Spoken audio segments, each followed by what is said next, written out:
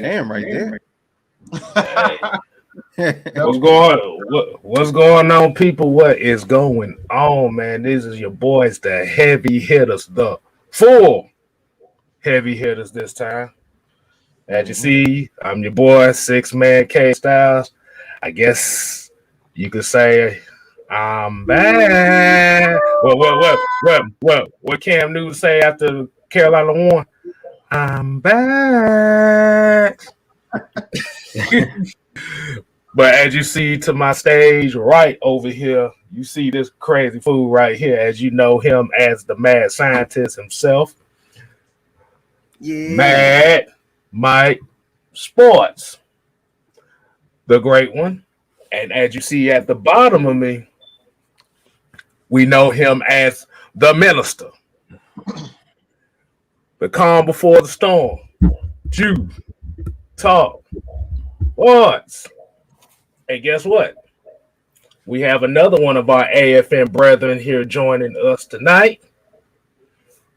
If y'all don't know him by now, let me go ahead and introduce you. If you don't know J Rock, this is the Lord of the Discord, the Hawaiian shirt king himself. Ooh. J Rock for life. Hey, don't be coming back on that show. Hey, look, hey, I like that. I like that. Hawaiian shirt. I like that. Don't make me pop up on here with a Hawaiian shirt. I go with you. Hey, man. Hey. Somebody talking about I look like I lost weight already. Like, yeah. Everybody, welcome back, KStylzz in the chat. Come on, give me the sixes in the chat. Welcome back. Go to sixes. Welcome back. I need all that. Oh, man. If a lot of people don't know, appendicitis is no joke around here, boy. If a lot of people don't know that is an infection of your appendix.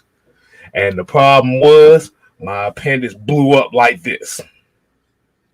Mm-hmm.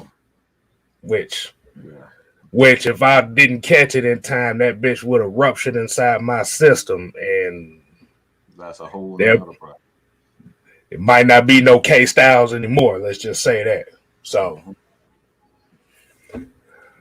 enough for the sad stuff, man. What's going on, fellas? What's going on, people? With them sixes. What's going on? How y'all doing? I'm still trying to get my energy back up. Still trying to get it back up a little bit. But hey, KStylzz gonna be 100% here soon. What's going on, fellas? What we got for him tonight? Ooh, man. Thursday night football. I don't know. I always forget to load the news up, but what's some news? Oh, I got one right off bat. These guys ain't playing no games with these players right now. I think the patience have worn thin with not only Arthur Smith, but Dean Pease. They're quietly starting to call players out. We saw in the post game that Arthur pretty much said the receivers are just not winning their one-on-one opportunities. They're not beating their man on man. That's what man coverage is. It's just one-on-one. One-on-one, you have to beat your man, and the wide receivers are just not doing it. So when you have a struggling offense, a struggling running game, wide receivers got to do what they got to do, and they're just not winning that one-on-one opportunities. Not only that, Dean Pease pretty much stated in his press conference, he's calling out one guy in particular, and I want to give the guy who always says, "That's my dog." Go ahead, Jude. What am I talking about? I know who you're talking about. Dante Fowler Jr. That's my dog. Y'all know I always say that's my dog. That's my dog. That's my dog. That's my dog. Yeah, man. Hey, wait a minute. Before we get to that's my dog, why would Jamal? Hey, it's been a while, so you know what we forgot to do, right? Yeah, we did. No, we forgot to do it. We working it back here, so it's time. Before we get to my dog, let's go ahead and get the real cow back in full effect. I apologize, people. Like I said, you work with me. Now, if I can get my mouth to do what I needed to do, we'll be all right. All right. But like I said, we're gonna get to this real roll call here. Let's go ahead. We're gonna do a few names. There's so many names in here, so I can't get all y'all at one time. We got Joseph Thornton in the building. We got Floyd Donnelly. We got Raheem DeVille. We got Asia Green. We got Black Heart, Low Ski. We got Michael Walker, ATM 534. We got Reggie C2K. We got Jamarius 58. Let's see. We get a few more in here. YMOF Jamal. Of course, he got to get shouted out because he mentioned that I didn't say the shit. So we got Dreddy in the building. We got Jerry Bowie. We got shouts out to Noah Tyndale. He been doing his thing. That's AFN fam. Y'all make sure y'all show him some love. We got CK22. See, now my computer acting a complete ass right now. Miss Maggie T, she's in the chat. Y'all make sure y'all show her some love as well. Man, I don't care about my bad, y'all. I don't know what it is about every time I do this thing. All of a sudden, somebody will pop up in some news about something I don't give a damn about. USK night, and we're gonna do the last couple ones. We got Prove It, and we got the real. And we're gonna go with Bubble Gum. All right, go ahead, Ju. You said he said that's my dog. What's going on with that's my dog? Oh man, he got the zick. Oh man. Oh. I had to go grab the prop while you was doing the roll call. Yeah, they called my boy out. I like it. Dean Pease called him out, and I like the way that he did it. He didn't go in, but what he said is, we need a guy on the edge that can win one-on-one matchups, point blank in the period. They asked how did Dante Fowler look in the last game, and he basically stated that like nobody really stood out. Dante Fowler really didn't do anything. We didn't really get any pressures, and like I said, we played bad all the way around. So I do think that Dante Fowler coming back from injury. What can you expect coming back off of injury? This week, Thursday, is going to be a big game. We're playing against a rookie quarterback. So this is your opportunity. This is your opportunity for someone to step up. And Dante Fowler, that's my dog. That's my guy, man. He has that edge. He plays with that edge. If LT was up here, he calls him Vic Beasley that plays the run. That's what he calls him. The Vic Beasley 2.0, basically. He just don't rush the passer, but he's a guy that'll get after you in the run game. So to be honest, if the Falcons want to get a pass rush, it starts with getting after it in the running game. You have to stop the run. You can't, like, if you look at a lot of the last 2 or 3 games, guys are getting on first and second down 7, 8, 9 yards a clip running the football. So that puts you in 3rd and shorts, 3rd and 1, 3rd and 2.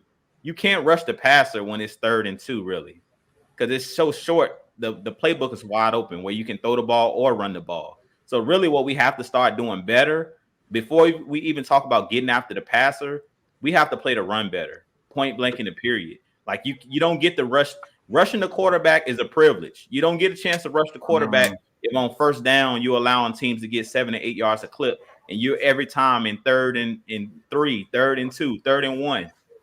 That ball's coming out quick, and the playbook is wide open where they can run the ball or throw a screen pass. So Dean Pease talked about that today in his press conference as well. It's like he was getting the ball out of his hands fast. Dak wasn't sitting there holding on to the ball. Anytime we brought pressures, he would just throw it out to the side to CeeDee Lamb and let him, run out the catch.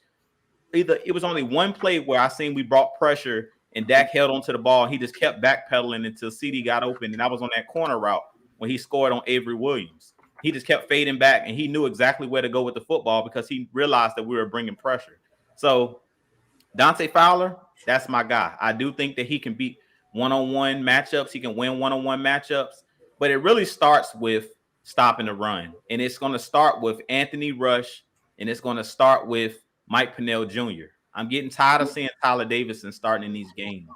At this point, put Mike Pennell in the game, put Anthony Rush in the game so you can get some push up the middle, and that's going to create more one-on-one matchups on the outside. When you don't have no push and no leverage up the middle, it makes it that much harder to get after the passer. We see what teams do to us when they're pushing Hennessy, pushing Mayfield, getting their hands up, batting down passes. Why are we not seeing batted passes? Because we're not getting enough push up front. Anthony Rush is 6'5". You put him on there, put him in the game consistently. Him and Mike Pennell both 6'5", 6'4", respectively. Those guys are long. Tyler Davidson's barely 6 feet. He's like 6 feet, 6'1". Him and Grady are smaller defensive tackles, 3 techs, whatever you want to call them. They can't bat passes. Their arms are short. Grady, I haven't seen, the only pass I actually seen Grady bat was when they put him on the edge. I think that was against the Saints where he actually batted a pass. Grady's not known for batting passes because he doesn't have those long arms. You need those big guys up front. So I don't know what it is every game with why we're starting Tyler Davidson, but for whatever reason, they continue to roll him out there just like as they roll out Steven Means. Every single game you guys watch. I want to see on Thursday night if they're going to start off with Anthony Rush and Mike Pennell. They need to start with those big boys. Let them set the tone. Let them start the game off and set the tone because they're bringing them in after teams have gotten into a rhythm. No, I want to see Mike Pennell and Anthony Rush in the game from the get-go and to let teams know you can't run the ball today. Like we shutting that down. We wait until like the second, third drive when teams are already gotten comfortable. They've scored a touchdown and they're feeling comfortable. Then we roll out our big guys. Let's roll out our top guys when the game first starts. Go. Hey, I'm about to say, J-Rock, go ahead. What you got for him? Yeah, I mean, I agree with you, like 100. Like we really could not stop the bleeding at all. Like they just kept constantly running down our throats. The whole personnel was just all thrown off. Like soon as they went up 14-3, they just started just going in every single time. And I think that's one thing that we need. Like Patriots running game is not really a big factor going into this game. But hell, I feel like anybody, based on what Dallas did on Sunday, I feel like anybody can just do what they did if we come with that same approach this Thursday. But no, we need to shut everything down with that run game, and everybody need to just focus on their assignment. There was a lot of assignments that was not like being held on Sunday. Like it was awful. And I'm gonna say this too. Avery Williamson is not ready to be a damn starting corner. I'm gonna say that for a fact. He is. I think he's not ready. They need to go ahead and put maybe. I don't know what's going on with Sheffield. We just need somebody else. I just don't think that he's a good starter. I know a lot of people were saying, "Oh, let's put Grant in the nickel." I wouldn't mind that, based on what he did, his effort. We were down by a bunch of points, and he still managed to, play. Like it was a lot of effort from a bunch of people, like Galman and a whole bunch of other people. Like it was, but at that point, it was like it was useless. The problem is what I said earlier on the show. And the more that I go back and I look at it, the issues, and Jude kind of said this earlier on the post-game show also, is that it's all about matchups. And sometimes teams you just don't match up well with certain teams. And it's not that we didn't have a good enough defensive line. We had a good enough defensive line. We had a good enough linebacking core. We had pretty good corners and safeties. Like they played well. But when we talk about depth, this is what makes games. This is what makes good games. The Falcons just did not match up well with the Dallas Cowboy receiving core. They just have a deeper receiving core than we have cornerbacks. Avery Williams, like you said, he's just not there. He's not ready. And this is one of the main reasons why I say the biggest loss of this season, it's not Julio Jones. It's not Calvin Ridley. The biggest loss of this season is Isaiah Oliver. Isaiah Oliver was an absolute key to this defense. When you look at how Dean Pease has always, you go back to not even just Dean Pease, you go back, just go back to Dean Pease when he was the defensive coordinator with the Patriots. One of his key things, you even go back to Tennessee. One of the things he liked to do is use those slot corners. Like that position is a high priority position in his defense. He has to have a corner that he can do multiple things with. And when you don't have that, yes, you can have good safeties and Harmon and Eric Harris. Those guys play well. But when you don't have that third guy, what they're going to do, offense is going to do, they're not even going to try Green. They're not even going to try Eric. They're not going to try Harmon. They're not going to try Dion. All they're going to do the entire game is go at that third corner. So that was the biggest loss of that game. If you go back and look at the team, if you go back and look at the tape of that Dallas didn't even try to go at Dion. They didn't try to go at Grady. They didn't even try to go at Harris. All they did the whole game was throw the ball to CeeDee Lamb and use CeeDee Lamb. CeeDee Lamb. All you heard the whole game. CeeDee Lamb, CeeDee Lamb, CeeDee Lamb, CeeDee Lamb, CeeDee Lamb with the touchdown, CeeDee Lamb with the run. That's all you heard. So that's the issue. The Falcons, I've said it before, even on Twitter, you follow us up on Twitter. We say this all the time. I said this on Twitter also. I said the biggest change in the NFL now is that slot corner position has become an elite position. Every team must have a slot corner that they can depend on. It doesn't matter if you have a shutdown corner, one shutdown corner. Teams can get past that. How? Because now you got tight ends who can run these 4-5, 4-4. They put those guys in the slot and they just eat you up all day. Doesn't matter if you have a guy like AJ. You gotta have a guy in the middle of the field that you can count on, and that's what the Falcons don't have.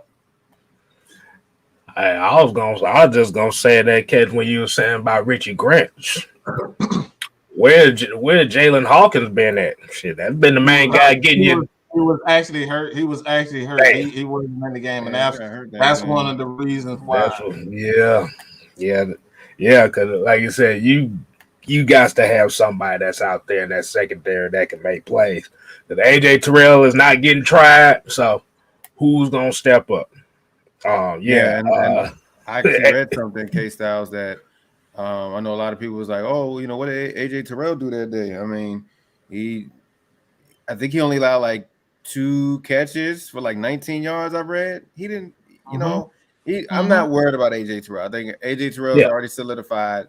He let whatever on the field does the talking. I'm sure he's probably looking like, you know, but nobody's really talking about it. Of course, we're talking about it, but you know, y'all know how the media is. So we know, we see it. So he's doing his thing this year, second year. I love it. Yeah, because Avery Williams said, "Wow, the play that I saw from when that threw that Jesus ball up and he and Avery Williams failed." I said, "Oh Lord, yeah, he ain't." You know how many yet. times that happened this season? It's so annoying, man. Where quarterbacks are backpedaling, they just throw that thing in the back. It's so annoying. It's like, where is y'all awareness of where the ball is at? Like, why is nobody turning around looking at the ball? That's an easy interception. That ball is really floating in the air, floating. They just gotta keep his feet under him. Boy, as soon as he made that cut, boy, that motherfucker slipped like on a banana peel like Mario Kart, boy. You know, you ran over that banana peel, your ass started. Boy, his feet started doing that. He ain't seeing. He won't be seeing my field. I was a damn. Reggie C2K said, "I wish we could get Buster Screen in here." Oh no!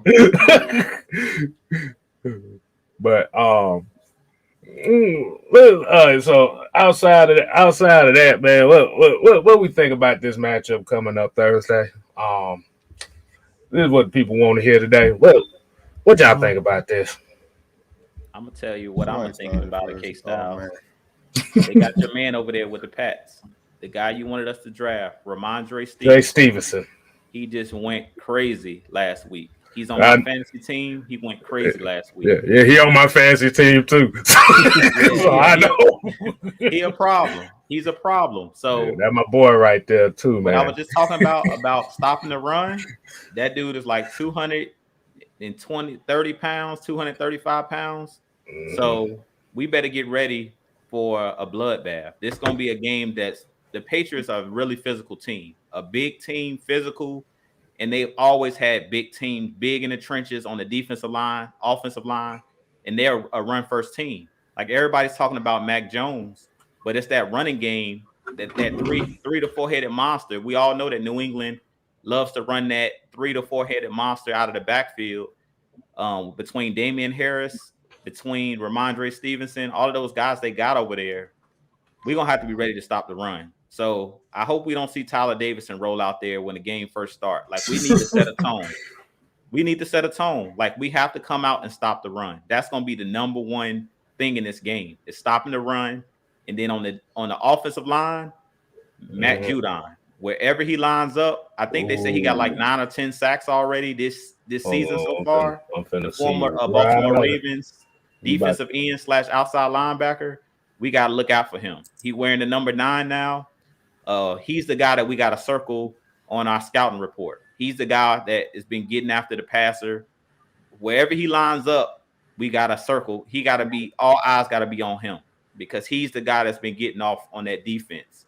But we just got to get ready for a physical game. This is going to be a bloodbath. This is going to be a game just like the Saints game, hard hitting, because the Patriots, they're just one of those old school football teams. They're playing old school ball right now. Run the ball, play action. They want to run the ball upwards of 40 times. Like they want to run. And then as soon as they, you all start biting down, that's when they allow the rookie quarterback, Mac Jones, to throw the ball over your head.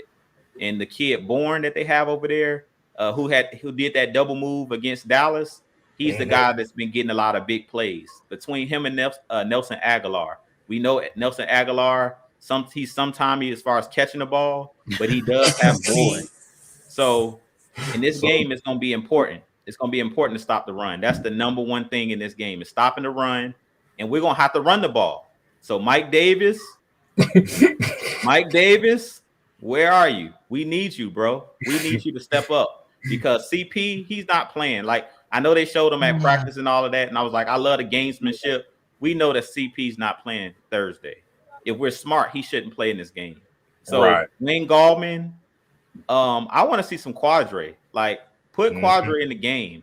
And even I don't know if they've activated him, but we have a physical runner in ourselves with Caleb Huntley. Put him in the game. If Mike Davis ain't doing what he needs to do, I don't care. Bury him on the roster.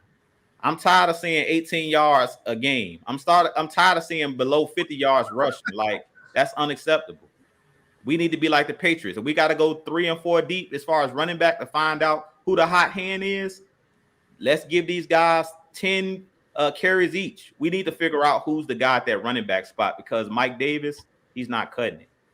But in this game, the word of the day or the word of the night is physical. This is going to be one of the most physical games that we played all season, probably the most physical game because we know what New England represents. They're a defensive-minded team.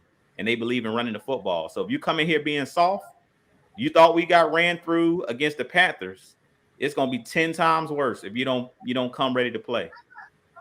And I want to hit Josh from McCoy. He said Mike Davis is a Dollar Tree Jason Snelling. No, Jason Snelling was productive. Jason Snelling you better put some respect on Jason Snelling's name. Man. Exactly. But we also got the $10 super chat. Holla.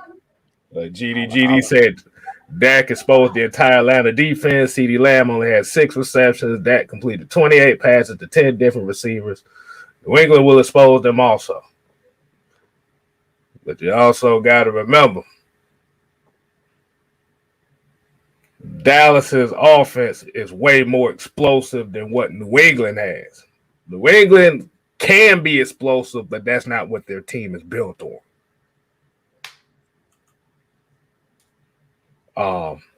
But it's gonna be like I said. This is just one of those cases where Atlanta just gonna have to throw the fuck it button and have amnesia, because if they got no room for error now. And they got a couple of days to get that shit together. Short week.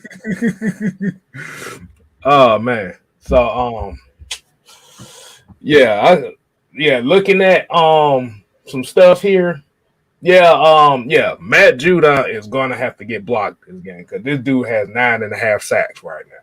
He ain't the only damn one. They need damn people. I'm sure y'all remember his damn. I'm sure you remember this name too. Hightower. Y'all remember him from the Super Bowl? Yeah. Devontae Freeman's still shaking in his boots after that one. But yeah, they like you said, they just gotta come with a better effort, man. This is, man, like I said, you can't get no what I'm not gonna you can't get no worse than that Dallas game, bro. You gotta do better. And that's everybody. Like I said, Mike Davis. I have low expectations for him, and I kind of agreed to what y'all said before on the post-game show about Mike Davis. Is we hyped him up because we wanted him to be that guy. He's a homeboy, of course. He's a hometown guy. Like I said, we saw what he did with him. Huh? Oh, I want to know who the hell hyping him up. No, we're talking about the beginning of the season. Everybody was happy about the UPS truck and the big ass thighs and the broken tackles. Everybody was happy about that. We ain't seen it yet, but right. You said it right, KStylzz. We kind of hyped him up because I know everybody was calling him Michael Turner 2.0, and that's why I kind of brought it up last in the post-game show that he had a similar story to Michael Turner. Michael Turner was over there, playing the backup running back position for the San Diego Chargers, and he came over to Atlanta, and I was skeptical. I was like, I don't know. Like, I seen him fill in a couple games. I don't know what he can do. He came to Atlanta and shut me up with that first game when he ran for like almost 200 yards, and I was like, okay. Hey, I ain't even gonna lie. I knew Michael Turner was gonna be like that because a few of the runs that I saw him, he was hitting the house. Yeah, they wasn't using him in San Diego like that. They ain't use him like that, so he didn't have them carries on him. Yep, right. Throws, and then he was like that third guy. It's like, oh yeah, let's get a ball for him real quick. Let's get that. But we got a $4.99 from Money Man. What's going on, Money Man? He said we better win. We need really back. If we would have won Sunday, would have been second place in the division. Hey, we ain't got no really, so somebody better step the hell up. Yep. That's the only thing we can say. Somebody better step the hell up. Oh man, but go ahead, Mike. What you got on that?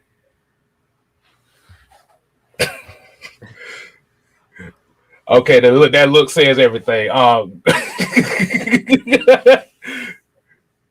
ahead. I'm talking about number 18. I'm just not doing it. No, we ain't talking about 18. We talking about this game in general. We ain't talking about 18. We ain't talking about really. Yeah. Before we get to the three keys, this what you think? Well, look, I'm just not worried.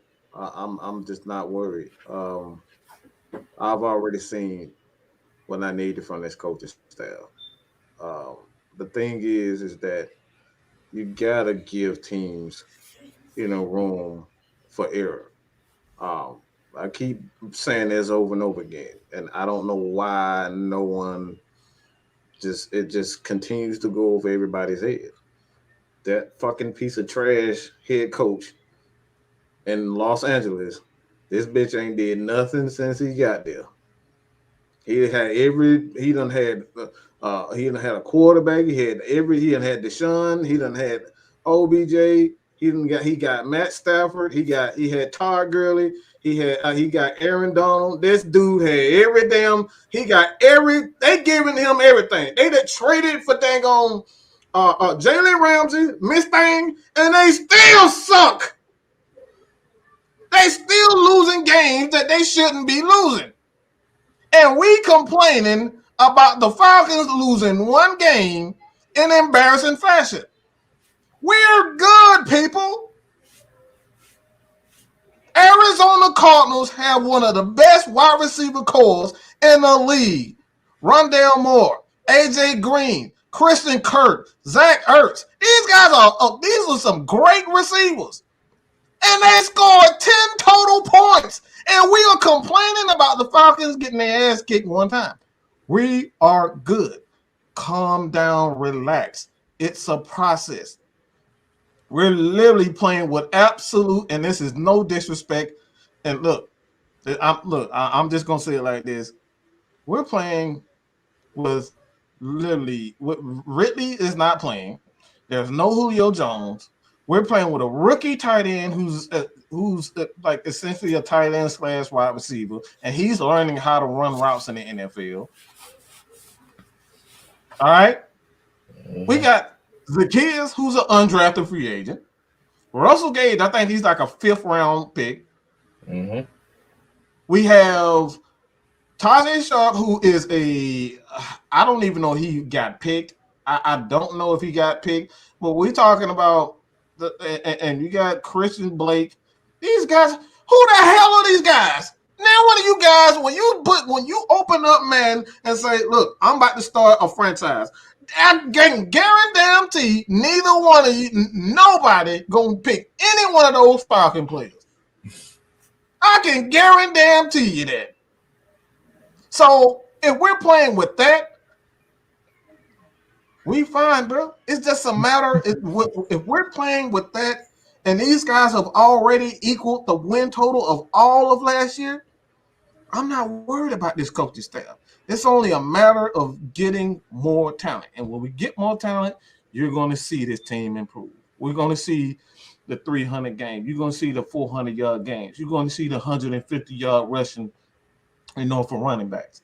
But at this point in time, it's all about talent. It's all about talent. We just don't have the talent to compete with teams like Arizona, Dallas. We just don't have it. It's not a matter of coach. It's all about talent. All right. We got a $5 super chat. Holla, holla, holla. Blackheart said, let's not forget we in cap hell. Had our number one say, I want out at the beginning. Really is out. Also new coaches. So pretty much kind of on tell what Mike's saying as far as we dealing with house money right now. Because it actually goes into what I was about to say, too, because I've actually looked up some stats here. I don't know if y'all looking at me at the side. I'm looking at some stats here. Okay. Kyle Pitts, Cordero Patterson combined for almost 1,100 yards. That's the total of the next 5 receivers we got. Actually, that's more than the next 5 receivers that then caught passes in his offense combined. We got Calvin Ridley at 281. We got Hayden Hurst at 158. We got Tajay at 170. We got Russell at 159. Olamide Zacchaeus at 194. Christian Blake is at 20. Lee Smith is at 53. And Frank Darby got 14. You know what those sound like to me? What's up? All those guys, well, minus Kyle Pitts and the guys that we've been having as far as receiver-wise. Y'all think about this. Those guys are only good for situations. So, like, Gage is only good for, you know what I'm saying? Like, they're not like a big star. Those are just key situation guys that just come in. It's like, okay, we got Gage. We know Gage is a good, clutchy catcher sometimes, but that's it. It's only a few guys like that, like on this team. We don't have like of course, Ridley or Julio Jones, where they're like every down, like, okay, we got to shut him down. They're not looking at Gage like, oh, yeah, we need to double him, or, you know what I'm saying? Those are situational guys. Yeah. That just managed to, do what they need to do at key moments. That's all they are. That's what Matt Ryan has to work with right now. It's sad, but it's true. That's what he gotta work with right now. So it's tough. Yeah, man, because it's not like one of these cases where these guys have only played like 2 or 3 games. These guys have played between 7 to 9 games, and that's not looking good. Yeah, but that comes down to what you said in the post game show. We just have small receivers.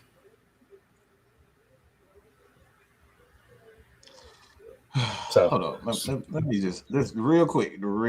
I just gotta.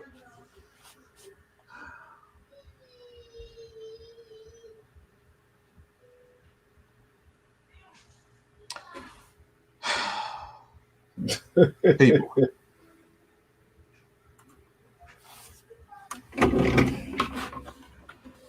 When we talk about talent, okay?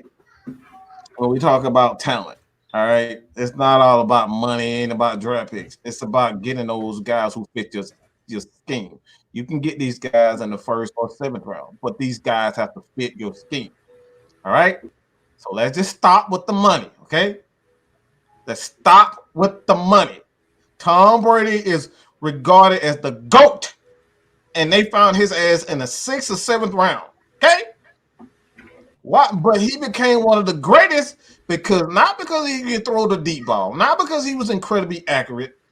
It's because he fit what Bill Belichick was trying to do. So it's not about the money. It's not about the picks.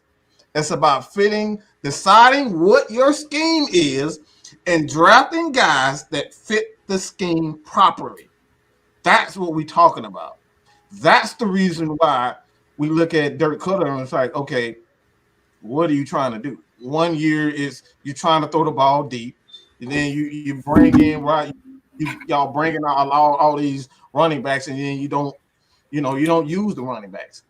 It's deciding what you're going to do and grabbing those guys, whether it's in free agency or drafting, and putting these guys in your scheme. So it's not all about money. It don't matter how much money you got. I mean, we can see that right now with the Rams. We can see it with the Saints. The Saints have been teetering the edge with their salary cap for 4 or 5 years now. But they get cheap players. They get the right draft pick, and they pick these guys in their scheme. It's not all about money. So let's relax with the Matt Ryan contract mess. It's bullshit, okay? That's all I got to say about that. Bullshit. Stop with the contract mess. let's see. Let's say 48. Let's see. 40. Boom, boom, boom. Because even if you trade or get rid of them next year with that, like you said, you still gonna be on the hook to pay him, and only thing that cap is gonna save is about $8 million.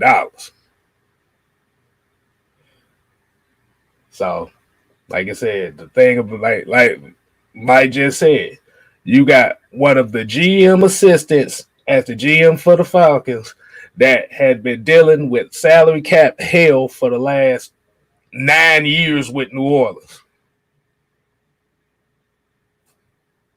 Yeah. It don't always work the first year, but you never know.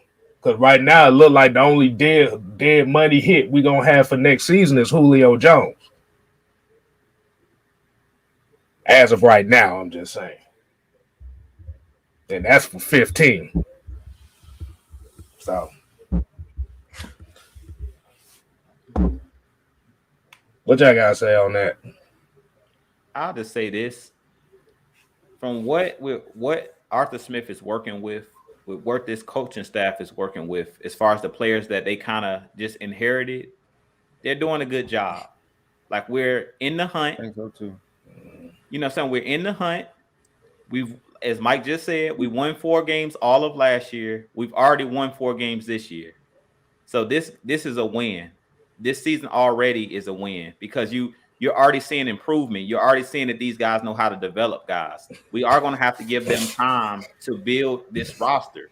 We're going to have to give, I usually give coaching staffs at least 3 years to bring in their players. Because if you notice, and me and Mike kind of had this talk after, I think, one of our shows.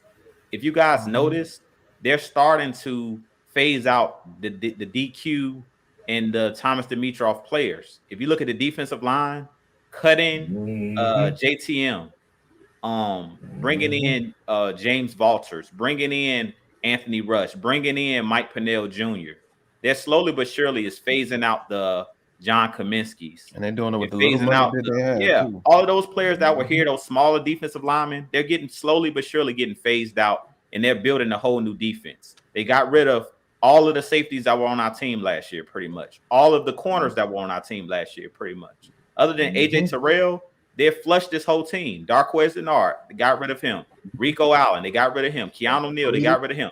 DeMonte Casey. Like, they're slowly but surely building this team on what they want it to look like. So we just got to give them time to bring in their guys so we can do a fair evaluation. But from what I've seen so far, just with them bringing in these guys on 1-year deals, to me, they're doing a great job because we're right there in the thick of things. We still could make the playoffs. Like, nobody thought that the Falcons were making the playoffs. Most people, if you ask the media, you ask ESPN, Fox Sports 1, all these, outlets, they're basically stating that the Falcons are in rebuild mode.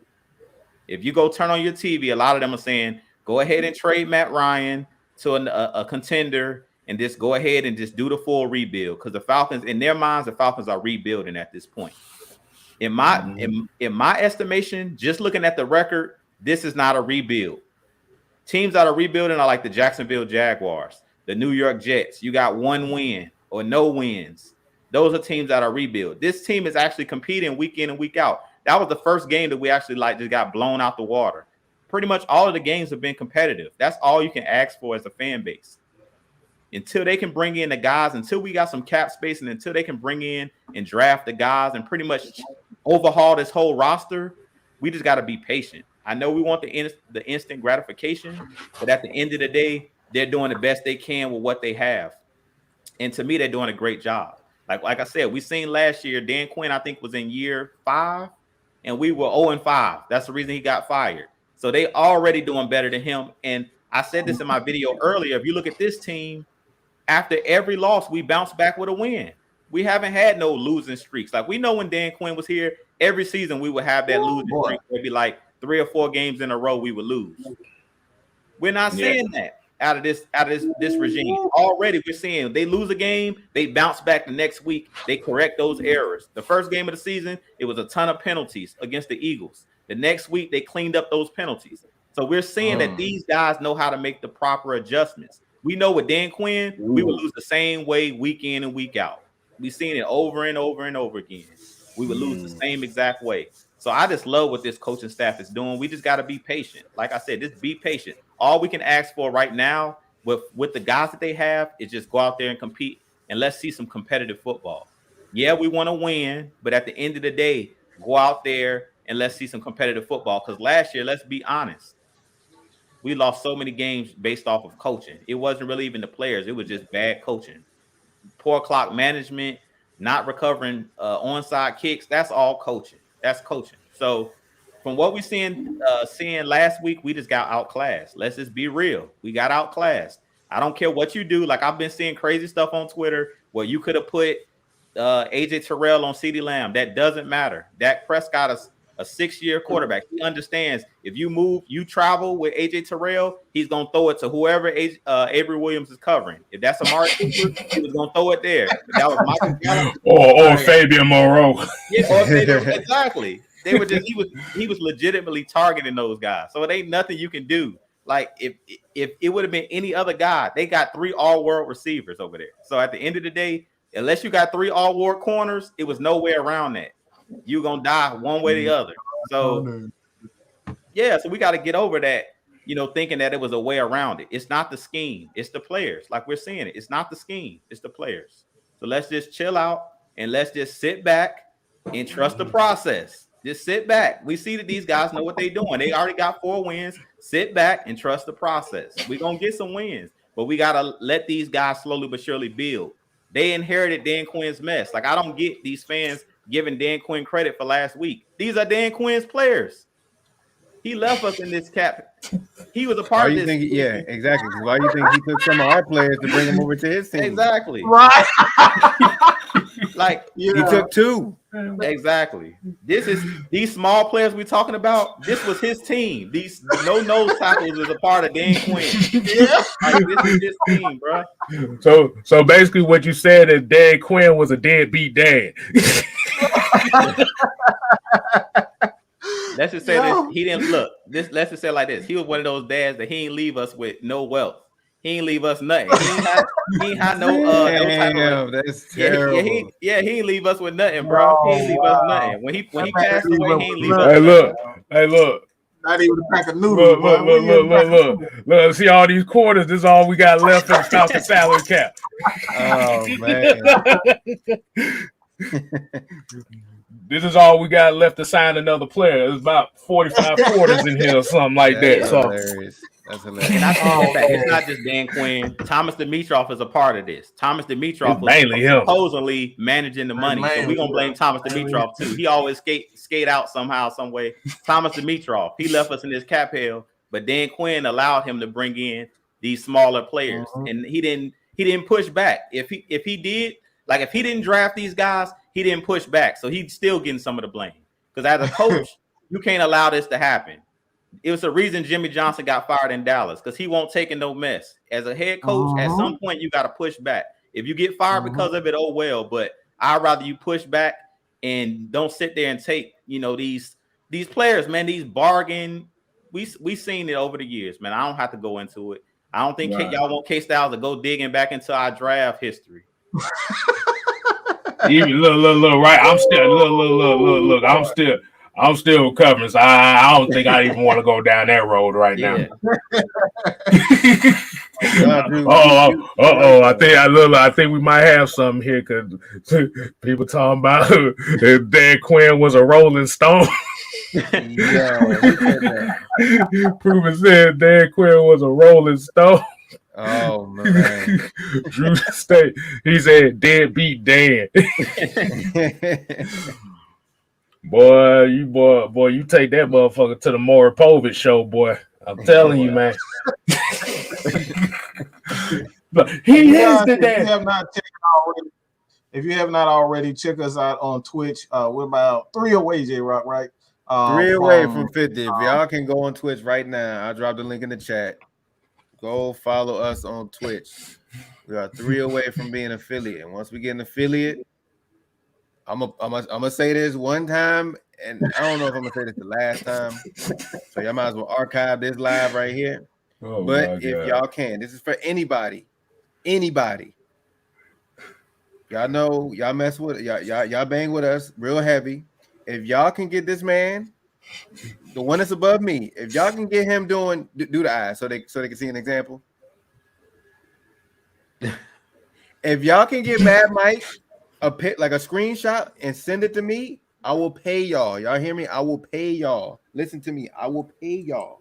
If y'all can get a screenshot of Mad Mike making that face, because what I'm gonna do, I'm gonna make it an emoji, and that's gonna be the new emoji. I'm gonna try to do it. I'm gonna try to make that emoji for Twitch and YouTube and Discord. And hell, might be even on a t-shirt. You never know. But somebody got to make it happen. I will pay y'all for whoever can screenshot him doing that. Y'all had y'all chance right there. If anybody after this live, if y'all found it, I can go crop it immediately. But anyway, I'm gonna piggyback from what you were saying. Yeah, everybody got to relax, because I've been seeing a lot of stuff since the Dallas loss, especially. They're like, man, we should just tank. We're 4-5. We're what? I think we're one or a half a game or a game behind Carolina, and they just got in our spot just now. I think 49ers is now on the hunt now, since they just won last night. And then the Saints are 5-4. We can easily fit into any of those spots. Are you kidding me? Y'all want to tank? We have 8 weeks left. Hello? Like, what are y'all talking about tanking? I've been seeing that lately. I don't know what's been going on. They just gave up on the season. I mean, that's like we've been talking about. That's our first blowout loss since like week 1. Like, relax. And then look at the roster from the beginning of the season and now. It's a big difference. Come on, y'all need to get it together.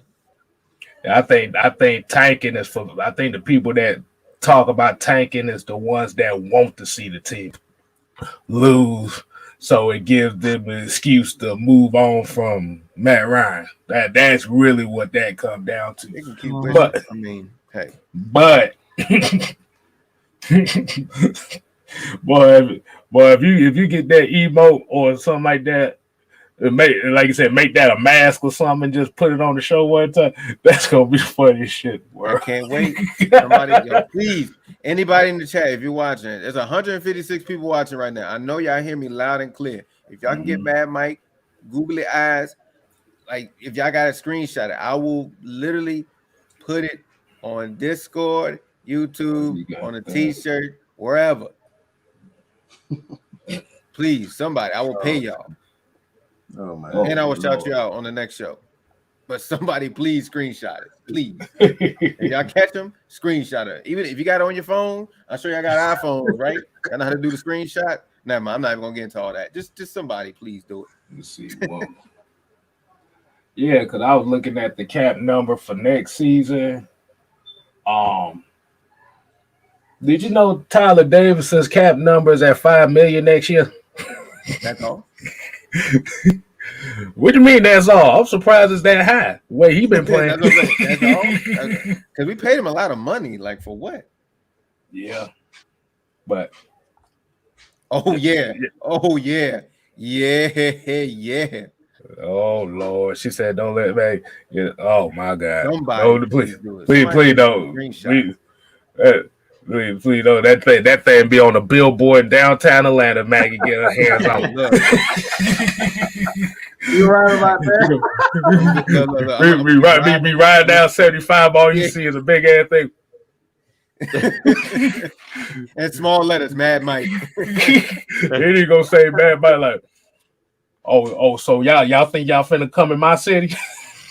Oh wait. Hold on. Noah Tyndale. I know you. Look, are you playing with me right now? Are you playing? You might have something for you. Oh my God, Noah. man. All right. Don't play with me, Noah. All right, let's hit this $5 super chat by B Trucking 4S. $5. Holla. I feel like we have a chance to get 9 wins. Thoughts? Yes. Yeah. Yeah. All these games that we've been losing are winnable games. Exactly. This Thursday is a winnable game. It's a winnable game, but goddamn, somebody just had.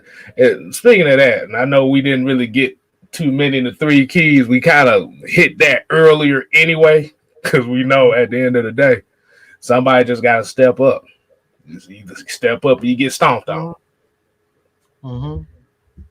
Yeah, we control our own destiny at the end of the day. And that's why I keep saying playoffs. Like, we still got another game against the Panthers, another game against the Bucks, another game against the Saints. We 1-2 in the NFC South. So we have a lot of NFC matchups, especially within the division. So that 6 and 7 seed, that wild card position, to be honest with you guys, and it's going to sound real crazy. They probably going to really go crazy after I say this. Oh. We're only 2 games behind the Bucks. The Bucks just lost to Washington. They're like 6 and 3, 6 and 4, something like that. 6 and 3. 6 and 3, yeah. Yeah, they 6 and 3. So like, yeah, 6 and 3, yeah. They're not invincible because they're nicked up. Like their whole secondary is pretty much injured. So banged up, man. And Tom Brady, I don't know if you guys been watching, but he hasn't been playing well. The last couple games, he hasn't been playing well. So nah, he ain't been playing well ever since he made that comment about them defensive players. Yes, sir. Yeah. Yep. Ever since he said something about them defensive players being like dogs chasing cars, boy, he ain't been playing well since. Right. So like I said, People man, this remember NFC has been crazy. It's up and down, up and down. It's no team right now out there that's like running away with anything. Like prior to us losing to Dallas, they just got blown away by the Denver Broncos. Like, let's be real.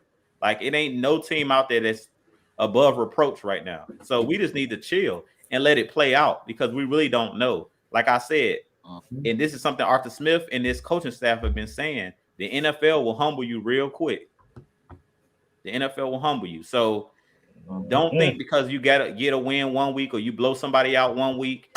If you go into that next week thinking that that's going to carry over, you see what happened to us. We went into New Orleans and, got a win and then went down to Dallas and got the doors blown off us. So that's just how it happens from week to week. So if the Patriots come in thinking that it's sweet because we have a one at home, hey, all I'm going to say is I think that we're going to be ready to play come Thursday night. Like we know what this represents. I don't know if you guys got to see Foyer's press conference after the last game, but it looked like he was serious about talking about we in the hunt. And this is the first time since I've been on the Falcons that we've actually been in the playoff race, that we've been in the hunt. So these guys are taking it seriously. Like these guys look like they ready to play. They look like they were ready to play after the last game of, getting blown out and getting embarrassed on national television. And we all know Thursday night football is that standalone stage where everybody's watching. So the team is going to be ready to play. The coach is going to have them ready to play. And I really think that the Falcons are going to go out there and make a statement because a lot of people, they're thinking it's sweet right now. They're really thinking that the Falcons are sweet. Yeah, you just said the key word. You 2 games away. At the rate that a lot of this stuff is going right now, you literally are 2 games away from first place in the NFC South. That's crazy. And we panicking. And we panicking, bro. Like we 0-5 or something. Yeah.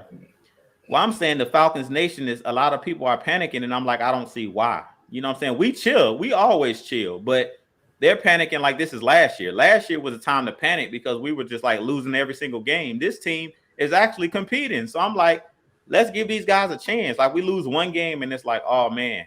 Like they said, we lost one game. I don't care how much the Cowboys beat us by. That was one game. We lost one game. Chill out. We're not on a losing streak. That was one game. Let's see if we can move on. And this week, see what happens. Now, we get blown out Thursday. Then we got a problem. We might be singing a different tune. Somebody got to pay if we get blown out again. Somebody got to goddamn pay. Yeah. Exactly. Yeah. We doing the wave out here. That's what we do. We doing the wave. We sitting down.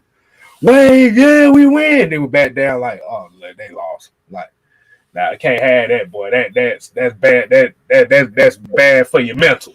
Trust me. Hey, What's right now, Sensei?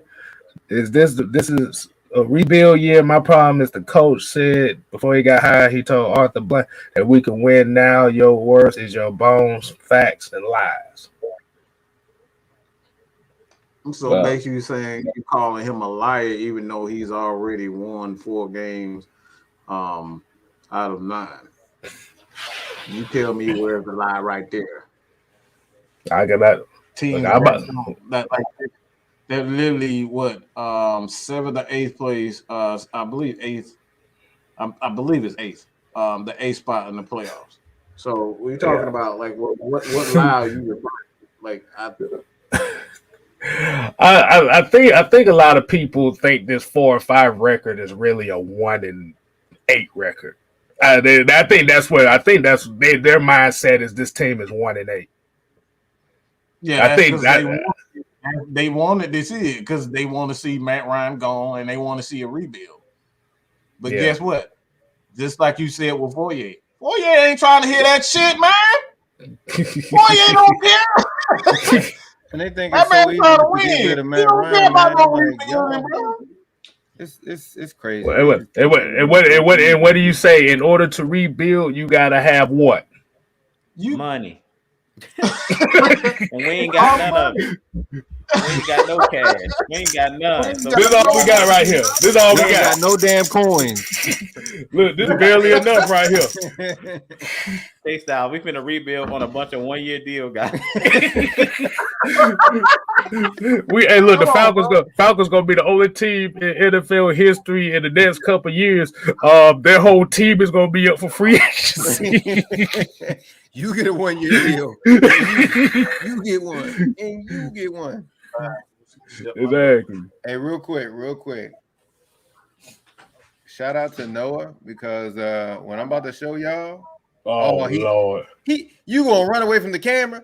I'm gonna wait till he get back. He think he. Oh man, my nephew came in there. He snuck a banana, and he want me to open the banana. Man, sit here and take a look at this. Man, you about to be a whole meme, man. Oh my God! Hold on. What the hell you got going? Shout outs to Noah. Shout outs to him. You asshole! He I'll get on my damn nerves. Like, I want y'all to look at this. Oh, Exhibit Lord.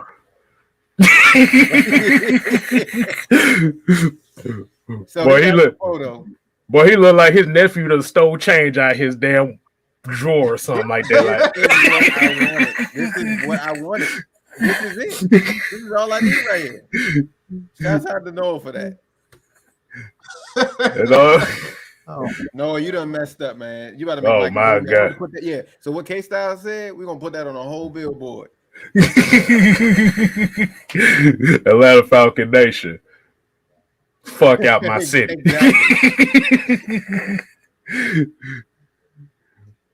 Oh wow! You saw that? You saw that shot? You saw that shot in here that Jarvis said?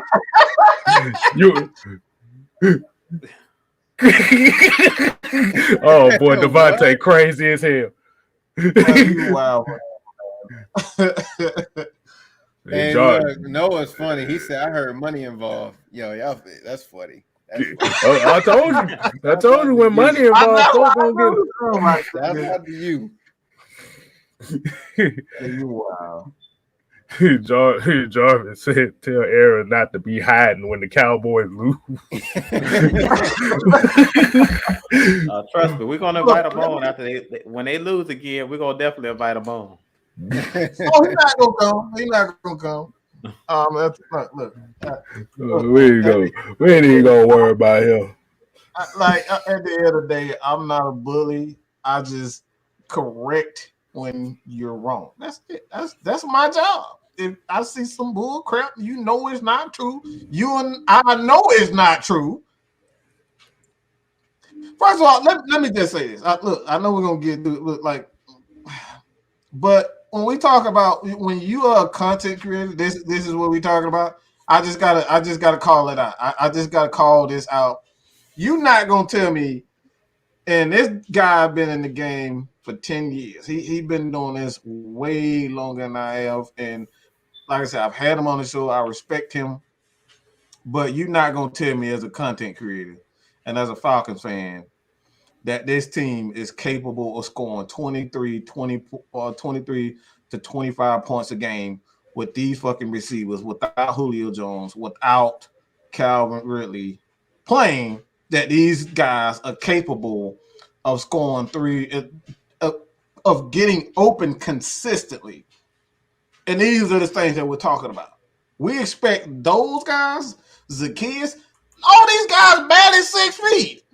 We out here playing with Oompa Loompas, and you trying to tell me that these guys can get open? Come on, bro. This is what we talking about. Let me read. Come on, man. We out here playing with Oompa Loompas, and you trying to tell me that this wide receiver core is good enough? I'm a Falcons fan, but you're not going to tell me, you're not going to look in these eyes and try to tell me that our receivers are good enough. Stop it. Stop it, bro. Yo, can somebody get another screenshot on Mike's eyes real quick? Oh, my God. Would you stop? That's for the playback. That's the playback homework. Oh. Oh man. Okay, but we got a $2 super chat from Shane Wingett. He said, "Guys think Jalen Mayfield is still improving." Hey, that's what being a rookie is. You still every game has to be an improvement. Like I said, he didn't have the greatest game this time, but this really been one of his worst games since the Eagles game, if you actually think about it. And that's one thing I appreciate Arthur Smith by keeping him in the game. I mean, it keeps his confidence up because any other coach would have been like, "Nah, you're gone." Right. Like I said, sometimes you just got to get your ass whooped. And the thing about it was he really didn't get beat that badly this game. Caleb McGarry was getting his ass eaten alive this past game. I'm gonna pull up this comment because I know Casey Stewart. What's up, Casey? She said, "Hey guys, I'm a Cowboys fan, and we ran into our buzzsaw a week before we played you guys. All Denver did was woke us up and pissed Dallas off.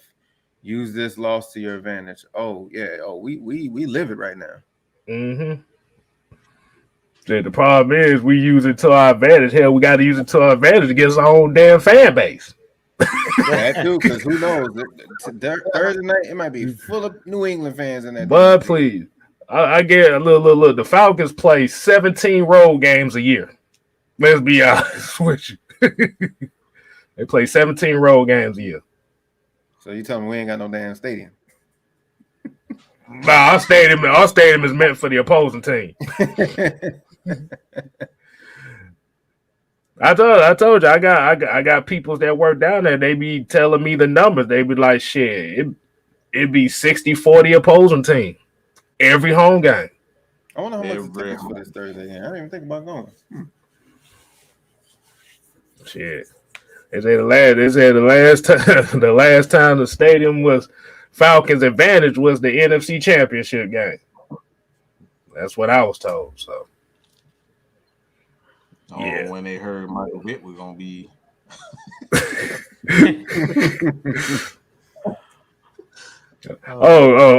gotta talk about it. It was mentioned earlier. I forgot who mentioned it. I had it on here. But it was King Quest. He said so. He said, Did y'all see Deshaun Jackson's impersonation of Calvin Ridley? Wait, what? I missed it. I ain't see that. Oh my! missed that. Oh, but I have to show y'all that shit was so good. That shit was so funny. Like this is real, like that. Yeah. Like, dude. Hold on. Let me see if I bring it up on my phone. God, it's probably not what I'm. I hope it ain't what I'm thinking. No, yeah. No, that's what I'm saying. Look, hold on. Let me see. I'm gonna see if I bring it up. But Key Quest brought it up, and I think he tagged us in it on Twitter. But it was basically, hold on, let me see if I find it because I still got it. I know the shit made me damn laugh. Let me see. Oh yeah, green screen. Can't see it. Yeah, I got it dry. Hold on. So basically. Oh, you know what? I know exactly what you're talking about. I did see that. I did see that. Hey, bring it, baby. Hey, bring it up on the screen. Bring it up on the screen for me. Oh my God. Bring it up on the screen. Oh wow. So people. Yeah. Oh yeah. Bruh. We thought the Calvin Ridley reception against the Chiefs was bad. Deshaun Jackson's against the Chiefs was worse. Oh, that was. Oh my gosh, I don't. Oh look at here. Look. Me Red Machine says season ticket holder here. I can vouch for everything KStylzz just said about the fan base on game day. Okay. Yeah, exactly. Mm-hmm. Like people notice stuff like this. And the thing is, a lot of people blame it on the PSLs, and I know the PSLs is a motherfucker, but at the end of the day, you still paying taxes on a damn stadium that you don't want no part of because of the team. So you paying for a team you don't want to watch when you think about it. Mm-hmm. See, hey, one of y'all bring that up on the screen so we can show the people this. Find it. I saw it on Twitter the other day. Hold on, let me see. Yeah, hold on. Cause I ain't got the same damn on computer. Facebook or something. I just put Deshaun I just type in Deshaun Jackson or some shit like that. It should pop up. Oh yeah, Mike Bell. That was another thing today. You know, like I said, at the end of the day, man, when you see guys, Mike Bell coming out, pretty much giving it to the fan bases. Like, look, man, this team is already better than what it is. Like what it was last year, and like we're still not happy with improvements. You know what I'm saying? Like that's where my frustration lies. Y'all want improvement. It's just like y'all want to go from the 4th pick in the draft, absolute horrible, to the Super Bowl the next year, bro. Like what? There's never. I don't think there's ever been anything like that ever in football. Where you go from one of the worst teams to the Super Bowl the next year. Like come on, bro. I got the video, KStylzz. Yeah, go ahead and pull it up for him. Right, for those that didn't see the video of Sunday night's game, yeah, I totally forgot about this. Hey, let me. I didn't know it was Deshaun. That was, bro. Wow. Yeah. Hey, this was his first reception as a Raider, so people can see this shit. No damn sense. Look at this shit. Who? Touchdown! Wait a minute, what are you doing? You got all that damn speed. You gonna stop? No. We're gonna look at this one more time. What? Don't make no sense. What did? Run! If this is Deshaun Jackson from in the Philadelphia Eagles uniform, he would have been gone. That would have been TD. Exactly. But this is Deshaun Jackson. Make no sense, man. Senior right here. You like, wide open. What are you doing? And then he just threw the ball at him. Once he saw Tyron Smith, he